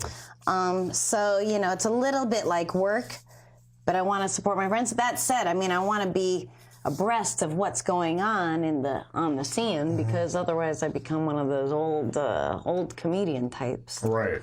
But you get desensitized sometimes, like something that brought you so much joy when you were young, and now you're like, oh, that's I see that trick, and you know what I mean? Like, yeah, but then there's a joy to this part of our lives too. It's pretty cool, and being able to understand it, have an ear for the kind of laugh. Like when you walk off stage, you go, yeah, I did well, but they were laughers. They were laughing. They were anything. Well, I always think of when you start, you must have a tin ear because I always thought I did well. Yeah. Of course I did.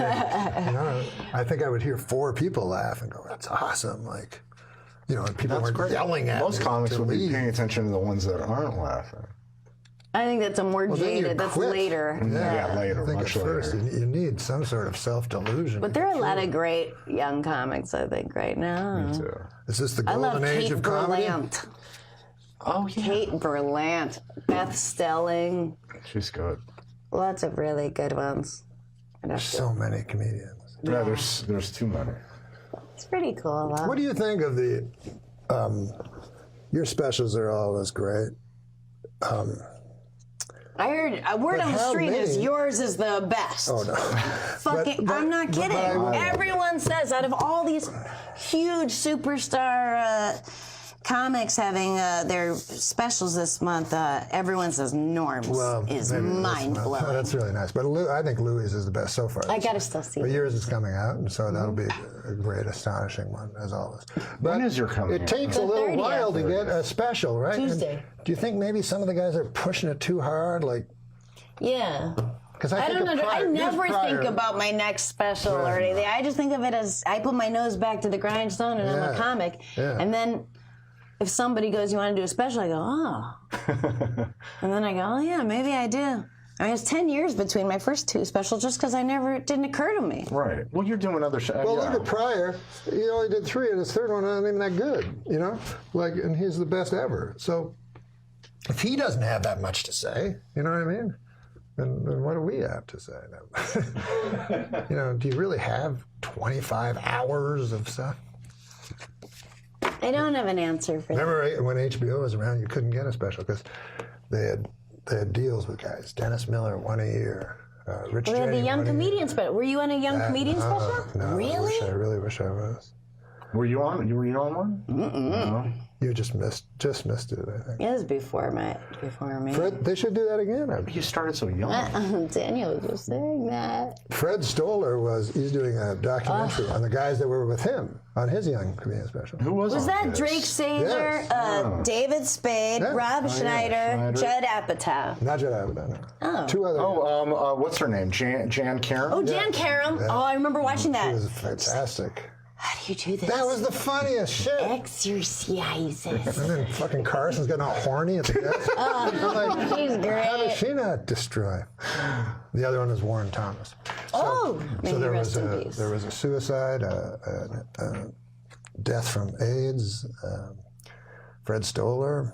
And then poor Fred What to call Stoller. him, because Fred Stoller, he tells me he always wanted to be a character actor, and that's what he is now. But Yeah. he still seems.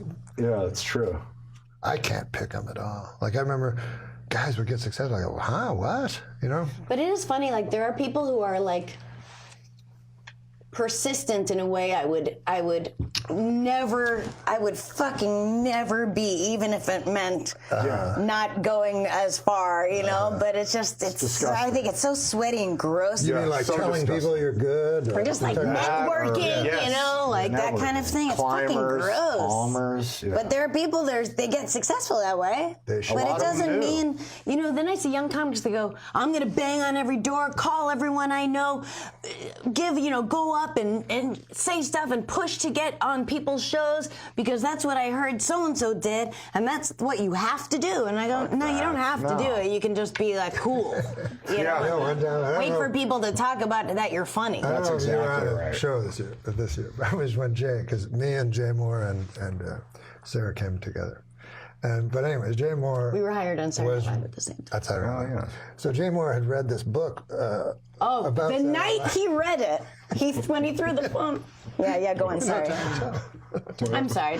I remember he was literally reading like Saturday Night, the book about Saturday Night Live, and he reads about, Bill Murray like throwing throwing a phone out the window, and they fucking pulled the phone out of the window, threw it out the window, and that's when they go, okay, you don't have to be a writer, you can just perform.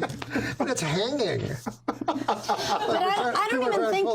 Like where we were outside of it, so we had a perspective to see like, oh, you just read this and then you did it. I honestly think that he absorbed it and became it genuinely, you know? It's also part of his talent. It is. You know? Yeah. He's persistent. Hey, I remember hearing about you smoking a cigarette. This is how long ago? Smoking a cigarette in the writer's room, and Ian Maxtone Graham poured water on it. You punched him in the face. Oh, yeah, I heard of that. Fred Wolf told me People about come from that. different backgrounds. No, but you know what I mean? You grow up in Canada, everybody fights and everybody... Yeah, you wear cleats on your hands, right? It is funny when you meet someone and you go, well, this person has never been punched in the face. Oh, there's he told me after now. he never fought. You know, he was a foot taller than me. He was a big guy. And then I felt bad. I said, you've never fought in your whole life? Like, and then you pour water on a guy's head? Yeah, that's... Because he goes, oh, I didn't know that there were consequences to actions. But it is, I bet, in a way, right or wrong. A great guy and a funny way. Yeah. But remember, it's funny because he was so hoity-toity, and he had never gotten his license because he had always been driven, and you know, no. And the Harvard guys used to look down on him because he went to Brown. Meanwhile, none of us went to, or I didn't go to college. I don't know if you did. No, I didn't go. So we were like the real scum of the art comics, but that they stole all our jokes from. Well, you know, I read in Monty Python that Cleese and Chapman went to Cambridge. And Palin and Idle went to Oxford. So the two from Cambridge looked down on the two from Oxford like they were idiots. What But they're fucking the Oxford. other way around? No, Cambridge is the best. Oh, okay. Well, that's how much I know. No, you think of Oxford the same way you think of Harvard, but it's actually Princeton. Hi, sweetheart. Yeah, but don't you realize when you're older, it's like, I mean, there are rich smart people, but it's really just rich people. I know smarter people that didn't go to college. Smartest person I know, maybe Tig Notaro, didn't graduate 8th grade. Did you? Because when I first started, I was very afraid of, as soon as I heard Harvard, I never knew anybody. Yeah. Even, like I never graduated college, or I never went to college. But when I heard Harvard, I was like, holy shit, like I'll never be able, it was for the Roseanne Trust, I'll never be able to keep up with these fuckers. But yeah, then you realize it's just rich they're just rich, dumb guys who have confidence that it takes a long time to learn how to have if you're not rich. Yeah, you're right about that. The confidence, god damn it. George W. Bush, the only president was in Harvard and Yale. He went to Yale. Went to both. My English teacher, Mr. Anthony, went to Yale with him and said he was so dumb. And he would just show up drunk every day, show up like hungover and stinking of booze, and he was just dumb. I can see that. When I was young, we didn't have any money. We lived on a farm. So really, no one had any money. They were all super poor. What did your farm produce? Dairy cattle, but it was a dead, obsolete farm. And comedians. And what? And comedians. So there was one guy had some money. He he owned the eggs, you know, from all the farmers. Did you do farming yourself? Yeah. So he would take the eggs and pretty well sell them back to you. You know, you'd go and buy some eggs. I don't know why. He had fucking chickens. But anyways, he was the rich guy. He had a big fat belly, which was like a sign of prosperity back then. Like, you'd actually stick it out so he'd look fatter. But he'd drive every year he bought a goddamn, and I used to hate it, a Lincoln Continental, not even a Cadillac, like a Continental. And he'd drive it to every poor farmer that had nothing and park it and show it to him. And then my father would go, God damn, his name is Hubert Delaney. He goes, that Hubert Delaney, God damn. You go, how much does that cost? He's like, 8,000, whatever it costs, you know. Like, good God. And just brag about his fucking car and then drive to the next guy's house and do the same. But then afterwards, my father would go, God damn, he's a good guy. I go, why is he a good guy? What? Like, I don't like him at all. He seems like a fucking braggart. No. My dad just fell and broke 2 ribs. He passed out from coughing really hard.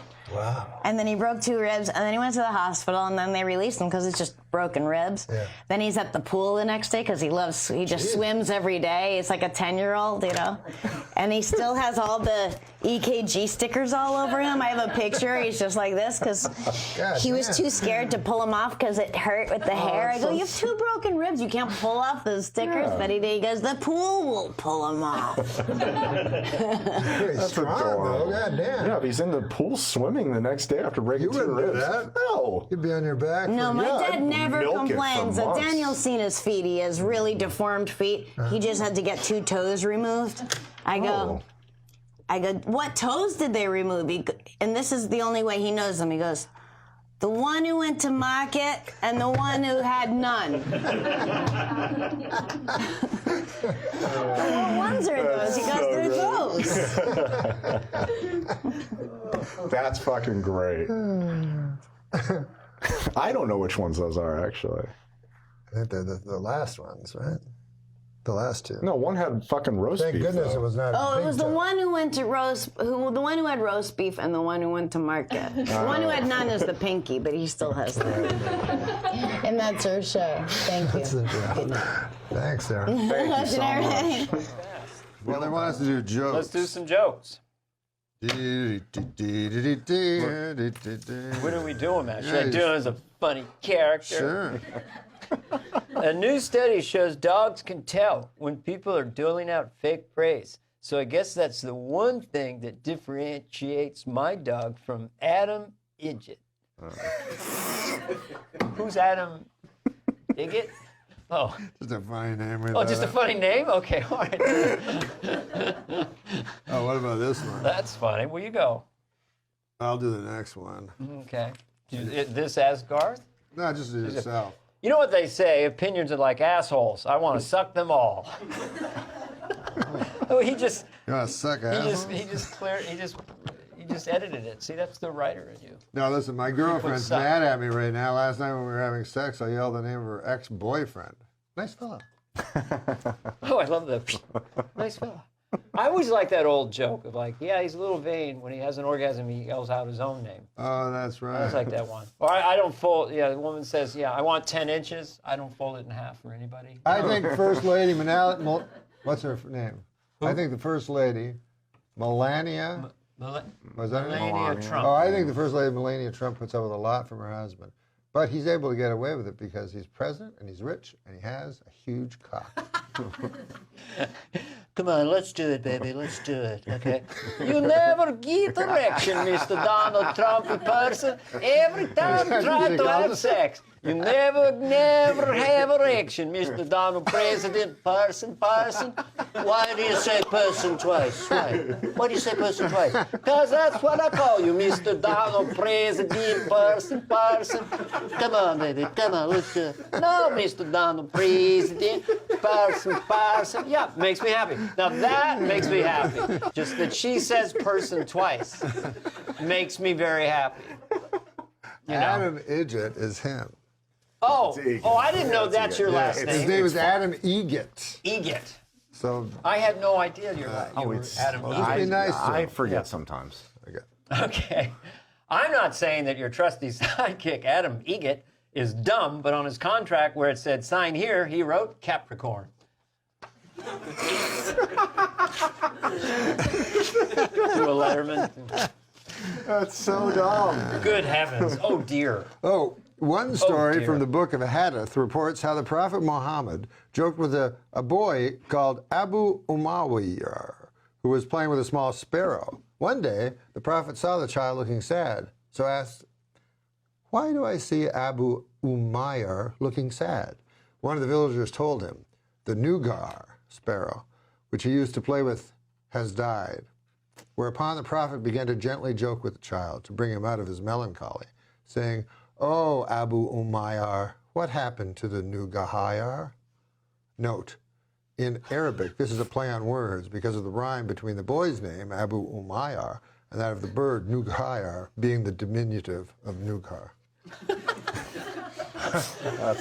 That's not what I was wish it expecting. could keep going on. Yeah. This is it? No, that's your joke. Oh, my God. You want me to read this whole thing? All right. I will. Jesus. Okay. Okay. A man boarded an airplane and took his seat. As he settled in, he glanced up and saw the most beautiful woman boarding the plane. He soon realized she was heading straight toward his seat. As fate would have it, she took the seat right beside his. Eager to strike up a conversation, he blurted out, "Business trip or pleasure?" She turned and smiled and said, "Business. I'm going to the annual Nymphomaniacs of America convention in Boston." He swallowed hard. Here was the most gorgeous woman he had ever seen sitting next to him, and she was going to a meeting of nymphomaniacs. Struggling to maintain his composure, he calmly asked, "What's your business at this convention?" Lecture. I use the information that I've learned from my personal experiences to debunk some of the popular myths about sexuality. Really, he said, and what kind of myths are there? Well, one popular myth is that African-American men are the most well-endowed of all men. I've heard that. When in fact, it is the Native American Indian who is most likely to possess that trait. Another popular myth is that Frenchmen are the best lovers, when actually it is men of Jewish descent who are the best. I have also discovered that the lover with absolutely the best stamina is the Southern redneck. Suddenly, the woman became a little uncomfortable and blushed. "I'm sorry," she said. "I shouldn't really be discussing all this with you. I don't even know your name." "Tonto," the man said. "Tonto Goldstein, but my friends called me Bubba." Whoa! David Therapy, everybody. Ladies and gentlemen, I'll clap for myself. Not even different in Well, I America. can't say my friend's name, but he said his biggest fear is that ISIS or some terrorist group like that will get a hold of a dirty bomb and explode it over a major city within the United States and kill tens of millions of people. Because then the blowback against innocent Muslims would be absolutely terrible. Yeah, that's right. That's true. All right, let's do some jokes. That went well, Josh. Now, this is a great joke. This is, I think, just a classic joke. This may have been written by, who's this new boy that I've taken quite an unhealthy interest with? Black. Huh? Scott Black. Scott Black. Anyways, I really like this Black. See what you think of this joke. If you could just speak this joke out loud into that camera. Okay. You don't have to read ahead, or you can if you like. I'm taking a fascinating class. Try to, use your comic timing and delivery. Okay. I'm taking a fascinating class all about the Hollywood freeway. Oh. It's called 101 101. 101, 101. 101, 101. Good joke. That's pretty good, right? That's good. That's pretty good. Here's what Mrs. Donald J. Trump, fresh from a plagiarism scandal, is facing a different kind of heat. A racy photo spread from 95 has emerged with photos of Melania Trump lying nude in a bed as another naked model embraces her from behind, just below her breasts, which are fully exposed. Another photo shows the other naked model in sheer stockings, a low-cut bustier, and high heels, raising a whip as if preparing to spank Melania, who pretends to recoil. Geez, who does Melania think she is, Mamie Eisenhower?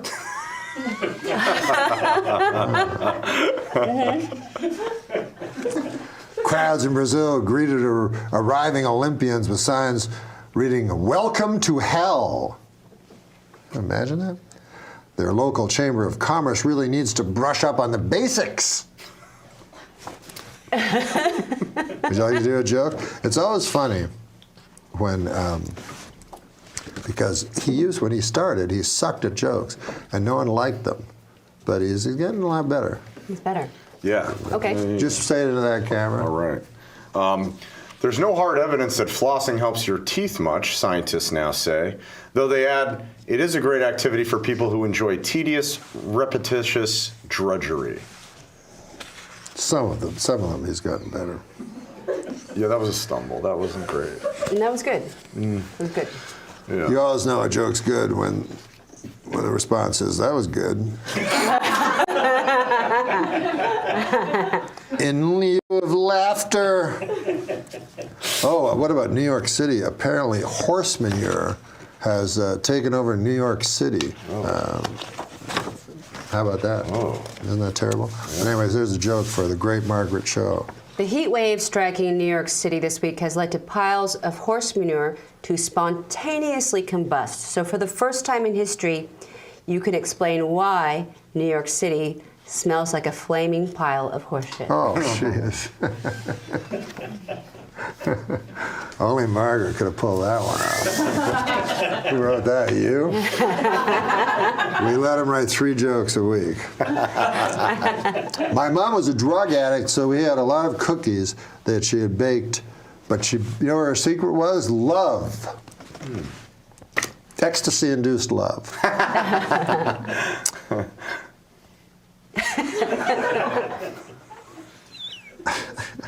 Now, you should read ahead on this one.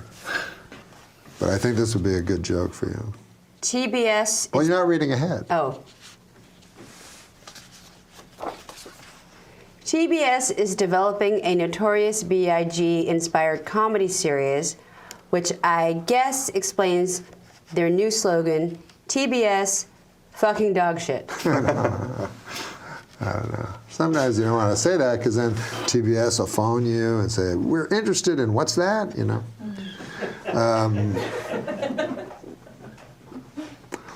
Last week, Pope Francis paid a somber visit to Auschwitz, which surprised me because I thought he was one of those fun ghosts. Is he dead? I don't know. In my time, they died. They didn't retire. You know what I mean? Go back to their first love. Jesus. August 4th is the birthday of the great poet Percy Shelley. You like Shelley? I do. Yeah. Jazz great Louis Armstrong. Who doesn't like Louis Armstrong? Huh? Well, not you, but it's not personal. It's the entire. No. And the day in 1882 that Lizzie Borden grabbed the axe and did her best Paul Bunyan impression, cleaving her father and stepmother's heads like hot grapefruits, because their skulls were split with such precision. It is believed her parents were asleep and therefore didn't suffer. So they say.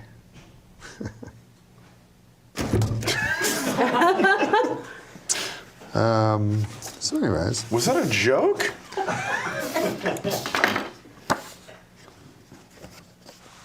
Hey, what about this? This is an actual joke. Okay. Technically, can be proven to be a joke. I know I'm not the most attractive. When women look at me, I can tell you're not the most attractive man in the world. I know I'm not the most attractive man in the world, but when women look at me, not but. As evidence. Oh, right. This is to support it. Yeah, this. I know I'm not the most attractive. I know I'm not the most attractive man in the world. As a matter of fact, when women look at me, I can tell they're overdressing me with their eyes. That's very good. Mm-hmm. Good one. That's good.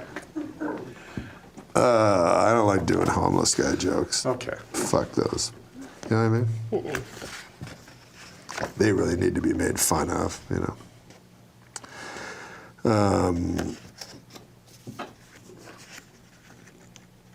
You guys talk. Are you going to read all those jokes? Oh no. Oh no, these are just going to go into a pile for use. Didn't your cousin have trouble during the war on drugs? My cousin got a Purple Heart during the war on drugs. Well, that's good. After he tragically overdosed on cocaine. Oh.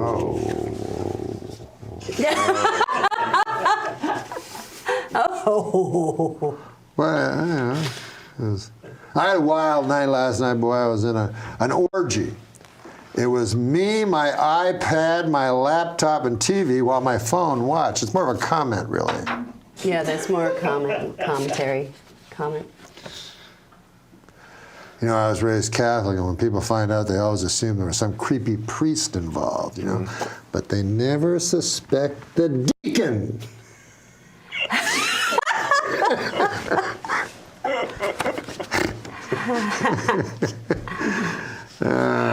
Were you raised in a broken home? I heard that from somebody. Yes, I was raised in a broken home. My father was a drunk carpenter.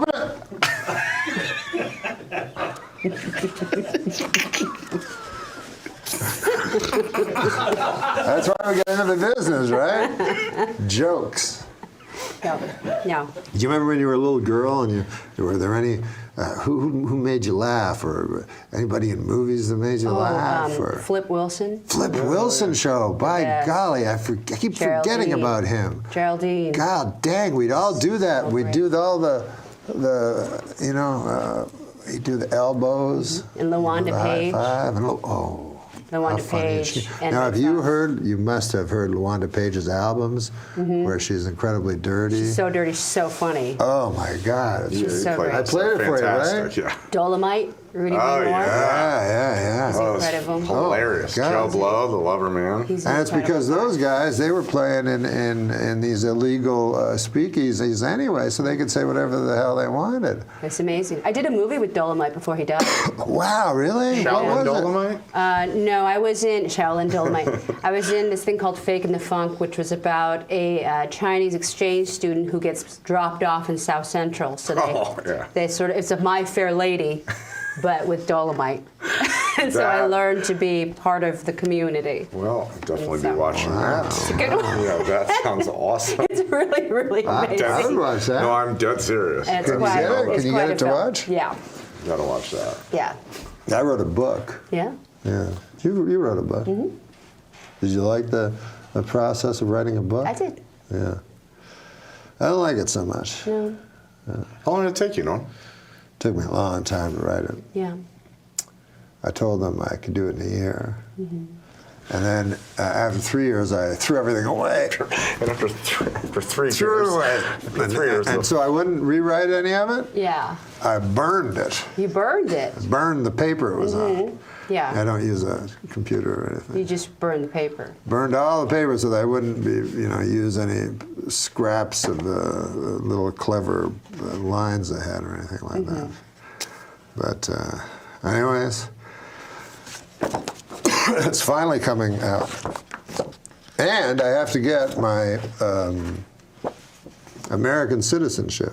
Oh, you haven't got that yet. I told them I had it. Okay. Good. I don't have it. And I need it, or I can't win a National Book Award. Oh. Now you need it. I need it, but it takes a long time. Okay. I thought it took a short time. I've never been on top of trends, I guess. When everybody was burning CDs, I was still burning books. Were people burning CDs for a while? Yeah. Yeah, on their computers. Yeah, it was like making mixtapes. Yeah, you'd burn a CD. Huh. I heard about a terrible thing. You ever hear about the guy that burned the Koran? I heard about a guy. He made on his computer 1,000 different Word documents of the Koran, like PDFs, and he deleted all of them. Oh, it's like.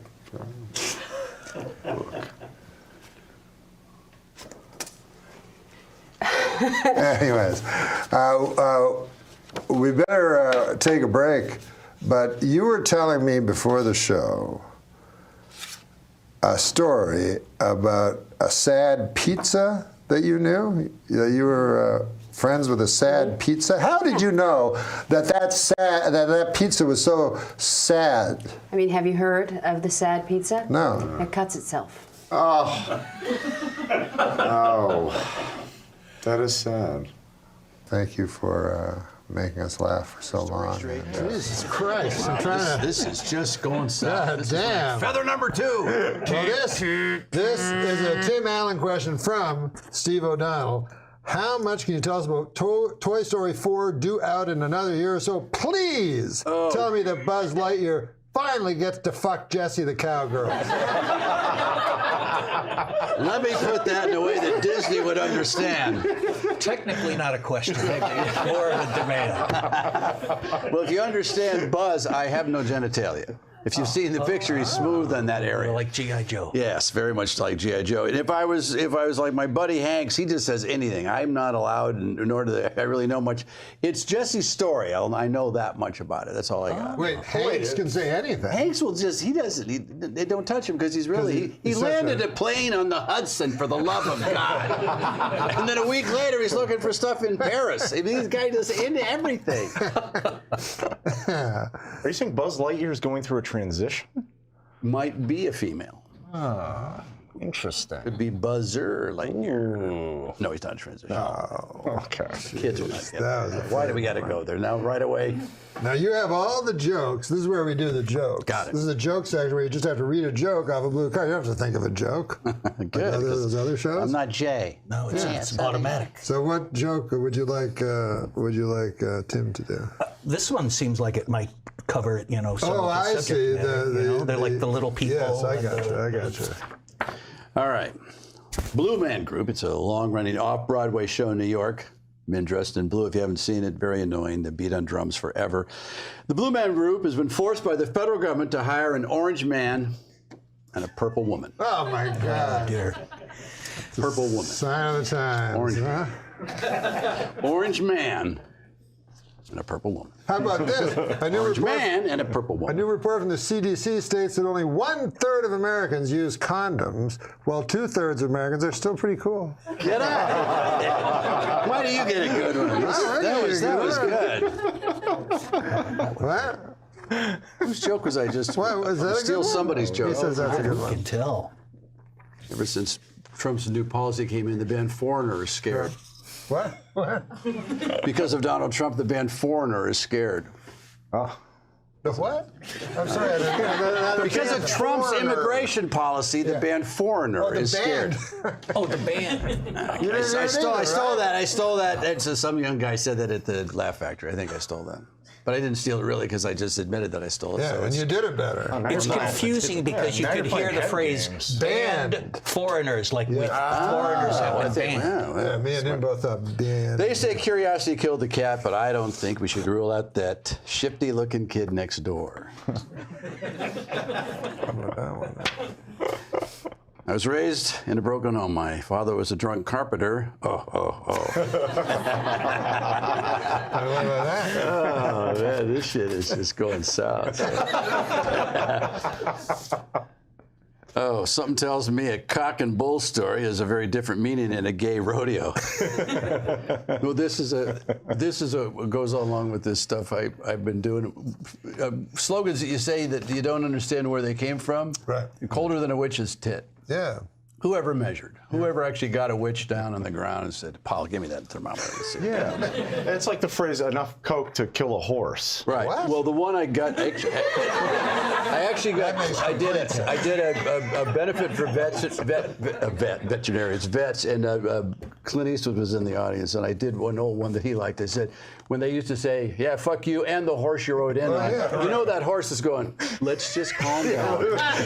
Keep me out of this. I just met this dude at the livery stable. Let's try to work it out before we get into any of that stuff. But to get Eastwood laughing, that's good. And then he pulled a gun on me. I like that cock and bull story. I like Happy as a clam. Or let the cat out of the bag. For God's sakes, do it. God, you've got a cat. You know you paid too much when it actually cost you an arm and a leg. Where did that even come from? What about this? Were you ever, when you served time in prison, didn't you? Good, bring that up. Wow, almost got out of here with that. Yes, I did. What about it? For something about 650 grams of cocaine you were found with or something? Jesus, yes. That sounds like enough to kill a horse. Wow. Did you ever hear, I was wondering about this, like in prison, did you ever hear somebody's, like, I don't know, maybe you just heard somebody at some point go, "Hey there, Mr. Candyman." What the fuck? That was a long way to go there, for that. Mr. Kenneman. No, How about I have some of that cocaine? Like, were you expected, in other words, to get cocaine? No, I was not. I was not expected to do that. And I'm really happy that you brought that up. Oh, I'm sorry. No, it was good. It was really good. Hey, Mr. Kenneman. Hey, Mr. Kenneman. It never actually. But did they call you Candy, Mr. No. Kenneman? You just learned to pick soap up with your feet. That's all that I learned. Why don't you bring me a big rock candy mountain? Yeah. You got friends. You got friends. Yeah. You got friends on the outside come in. Woo! Well, you do feel better. We weren't supposed to mention that. We're not. We're not. Of course not. We're not mentioning it. Has anyone explained why I'm sitting here? No, it's yeah. You did. It was a top 10. He didn't want to bring it up. Hey, Mr. Candyman, my nose is empty. Wow. Was that really your nickname? Yeah, Candyman. That was it. No, it wasn't Candyman. Oh, it is, man. Give me another joke. You know, I'm happy to help out a friend, but the next time my roommate asks for help putting sunscreen, he better be talking about his back. Fool me once. Oh, no. That was for Adam Egan. Why would you put in I didn't sunscreen understand that. So this is a... Here's one for you. Here, Tim. Yeah, that's what it is, of course. This is a pile. What's that say? This is not a good pile. The person who invented the Frisbee was cremated and made into Frisbees after he died. His body was then spread across roofs and poorly maintained backyards. I hope that's true. Huh. Hey, you know Sounds what's... like, that's like a Trump tweet. Right? Just doesn't make any sense. You know what's not as easy as... We were talking about... easy as pie? Easy as pie. You know what's not easy as pie? Baking a fucking actual pie. Does it say actually fucking in there? I'm exhausted. My kitchen is a guy. Oh, you did. You ad-libbed in there. That was nice. There's no use crying over spilt milk. Yeah, what? Unless the milk was spilt on your father's fresh corpse right before his funeral. Too many words. It's not bad. There's no crying over spilt milk. Concision. I try to tell him. Concision. Yeah. This is what I tell him every day. What do I tell you? Concision. I say exaggerate, clarify. Wow. Or what they say, tragedy plus time equals comedy. This is Mr. Candyman over here. He got a lot of ideas, but he ain't got a lot of coke. Wait a minute. You weren't sentenced for 650 grams of ideas. Wow. You do feel better. A New Mexico man was arrested for urinating on a family at a Metallica concert, or as Adam Egget knows, it's called foreplay. Oh. It is. Yeah, it is. Hey, you were talking about... Who's Adam Egget? That's the problem. That's the problem. We forgot to introduce you. But here's a thing. You were talking about how things start, how sayings start. When I grew up, my family was so poor. Yeah, well, we didn't have a pot to piss in, so we pissed in other people's pots. We'd break into houses in the dead of night, find the people's pots, and take a giant piss in them because we had accumulated full bladders from holding our urine all day long, waiting to piss in people's pots. Now, literally, if you told this as the character, it's too long, but there's so much meat in there. Yeah. It's two separate jokes. May not be long enough. I said there's a story there that, you know. I don't want to shoot myself in the foot. That's another expression. Oh boy, here we go. Nothing funny about Nazis. No, you can't even talk. You can't even say Nazis. The only thing about Nazis I've used is. Wait, I haven't said that. I don't want to shoot myself in the foot, but my left big toe is a neo-Nazi. Even worse, my big right toe believes that there should be a gender pay gap. Gender pay gap. You can't. Hitler's just not funny. Still, it's not enough time. Except he did kill the mustache style. Allegedly. Oh, he did? No, but yeah, I've been around Aryan Nation guys in prison that would tattoo "fuck you" on their forehead. Still wouldn't go that far. Right. You know, they got swastikas everywhere, but they go, no, that's too much. Who did what? Michael Jordan. Yes. Oh yeah, that was a short bizarre. while. Remember the Hanes commercial? Underwear commercials. Yeah. He But tried that's to bring. maybe just that's where it grew. Probably the last person I expected to try. Isn't and it bring funny? back Charlie the Hitler Chaplin mustache. and Hitler. The only two guys that ever tried that went, that looked good. A little. I think Hitler took it from Chaplin. I think so too. Because he was a man of the people. And Oh yeah, and he had the stash obviously before the great dictator. You remember those pictures? Remember that picture? You're thinking about that. Of Hitler? Remember in World War I? He's like. He was photobombing people. He was the first photobomber. He was. Very common knowledge. That'd be a good tweet. He's a great, huge. You don't want to just I don't know. avoid I it. bet you have never met A bigger Hitler buff? No, he's a revisionist, a Holocaust denier. Oh God! Wow, you feel better. All of a sudden. Wait, is it? Are you or not? Oh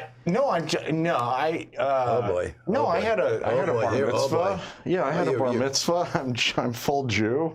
I'm just saying Stalin. Everyone overlooks Stalin. I'm just saying Stalin. Every time Hitler comes out, Stalin comes Stalin is worse. Goes right They're there. not. Yeah, they're both terrible. No. They were you want to get into Stalin, that? though. Then don't- Just stay Millions on of people Hitler. that guy killed. But stay on Hitler. What about the Ottomans? You got to go into that one.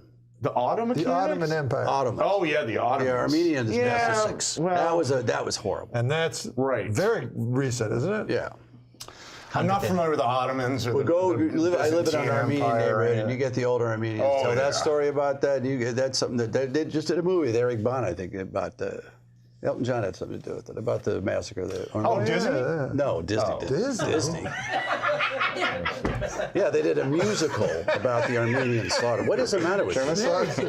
Jesus. Disney? A group of crows is called a murder. A group of unicorns is called a blessing, and a group of cows is called my in-law. Good night. You screwed it up, and it's still okay. Yeah, it's still You just sold it at the end. I tried, right? I need one. Well, you don't like children, so this might be. I didn't say that. I said I don't like you. Do you have children? You said you don't like children. Did I? So many times. So many times. Did I say that? I exaggerate to clarify. When did you not say A that? hippo's mouth is wide enough to fit in a 4-foot tall child. Really? Huh. I like hippos. Unfortunately, after measuring the hippo's mouth, almost all the children were eaten. What? Oh. A hippo's mouth is wide doesn't enough make to fit a sense, 4-foot tall child. Okay. Unfortunately, after measuring the hippo's mouth, almost all the children were eaten. Look, I know the Bible says not to covet thy neighbor's wife. Right. But it doesn't say a damn thing about coveting thy neighbor's husband, especially a sweet, hot fucking asshole. This is sweet hot. Is that in there? You just toss all that stuff in there. But it is true. It doesn't say anything about coveting thy neighbor's husband. Huh? You make a good point, Norm. Well, what about women, young This women? show's you going, know? what? Young women. The Statue of Liberty is setting a bad example for young women. When times get tough, you just can't stand motionless for centuries holding a torch. It's true. You What got a about point. this? What about this, Pally? Or wear a dress and have people walk Steve around. O'Donnell, the man behind the cameras, now on camera. Steve won't do it. I'm really more of a booster. Are you, Steve? Artifacts from Auschwitz are set to go on tour for the first time. You guys won't stop. Experts believe that this will be Miley Cyrus's darkest opening act yet. Wow. Oh, this is almost perfect. I might open with that in Vegas. That'll get the crowd walking out. I'm going to let the great Tim Allen, experts believe, one of the best joke tellers to ever live. I don't know, Jay is amazing. He's an amazing joke teller. Jay. Funniest guy on the planet, though, is Marty Short. Yeah, I agree with that. Marty Short. I can't be around him. He hurts me. Yeah, but he's not a stand-up. Can't help himself. But Isn't that weird that he's not a stand-up? He's not a stand-up. We did The View, he and I, for a movie we did together, and the first time ever those women were speechless. I mean, we owned that show. He's so freaking funny. We did a whole bit in the makeup trailer about all the theater we'd done. We haven't done any. Because everything's a theater play. The Jiminy Glick is so hilarious. I did that. He can say he can say horrible shit to you, and his chin was coming off. And when I did it, this whole piece, and I kept going and he wouldn't come out of character. And I said, but this is all coming out. Your name again? Who are you? He's horrible. He's a horrible man. Yeah, somebody told me, I don't know, maybe Steve Martin or something, but he said, "Oh yeah, that's Marty being Marty." Like, yeah. You know. So this is going to be the final joke. I hold in my hand Karnak. The final joke. Now you're supposed to all applaud. Well, that's Karnak. Well, when you ask for it, it's not worth it. May dog in heat romance your leg in the month of September. Mm-hmm. Okay, this is the final joke. Now I want you to read ahead. All right, read ahead. Read ahead, you know, so you give it all. All right, a new study finds And that... hold on. Before he finishes, because I want to end with a big joke by one of the greatest joke tellers ever. Well, Leno's on his way in. And so I'll say thank you very much to Tim Allen for gracing our show. Absolutely. Yeah, you guys are great. Thanks. Here it is. There's the camera right there. The camera. She just brought it from home.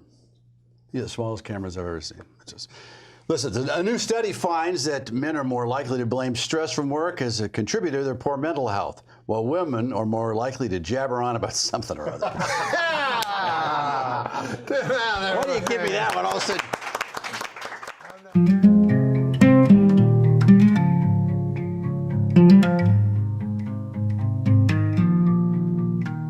I'd trade tomorrow for one more sunset from back then.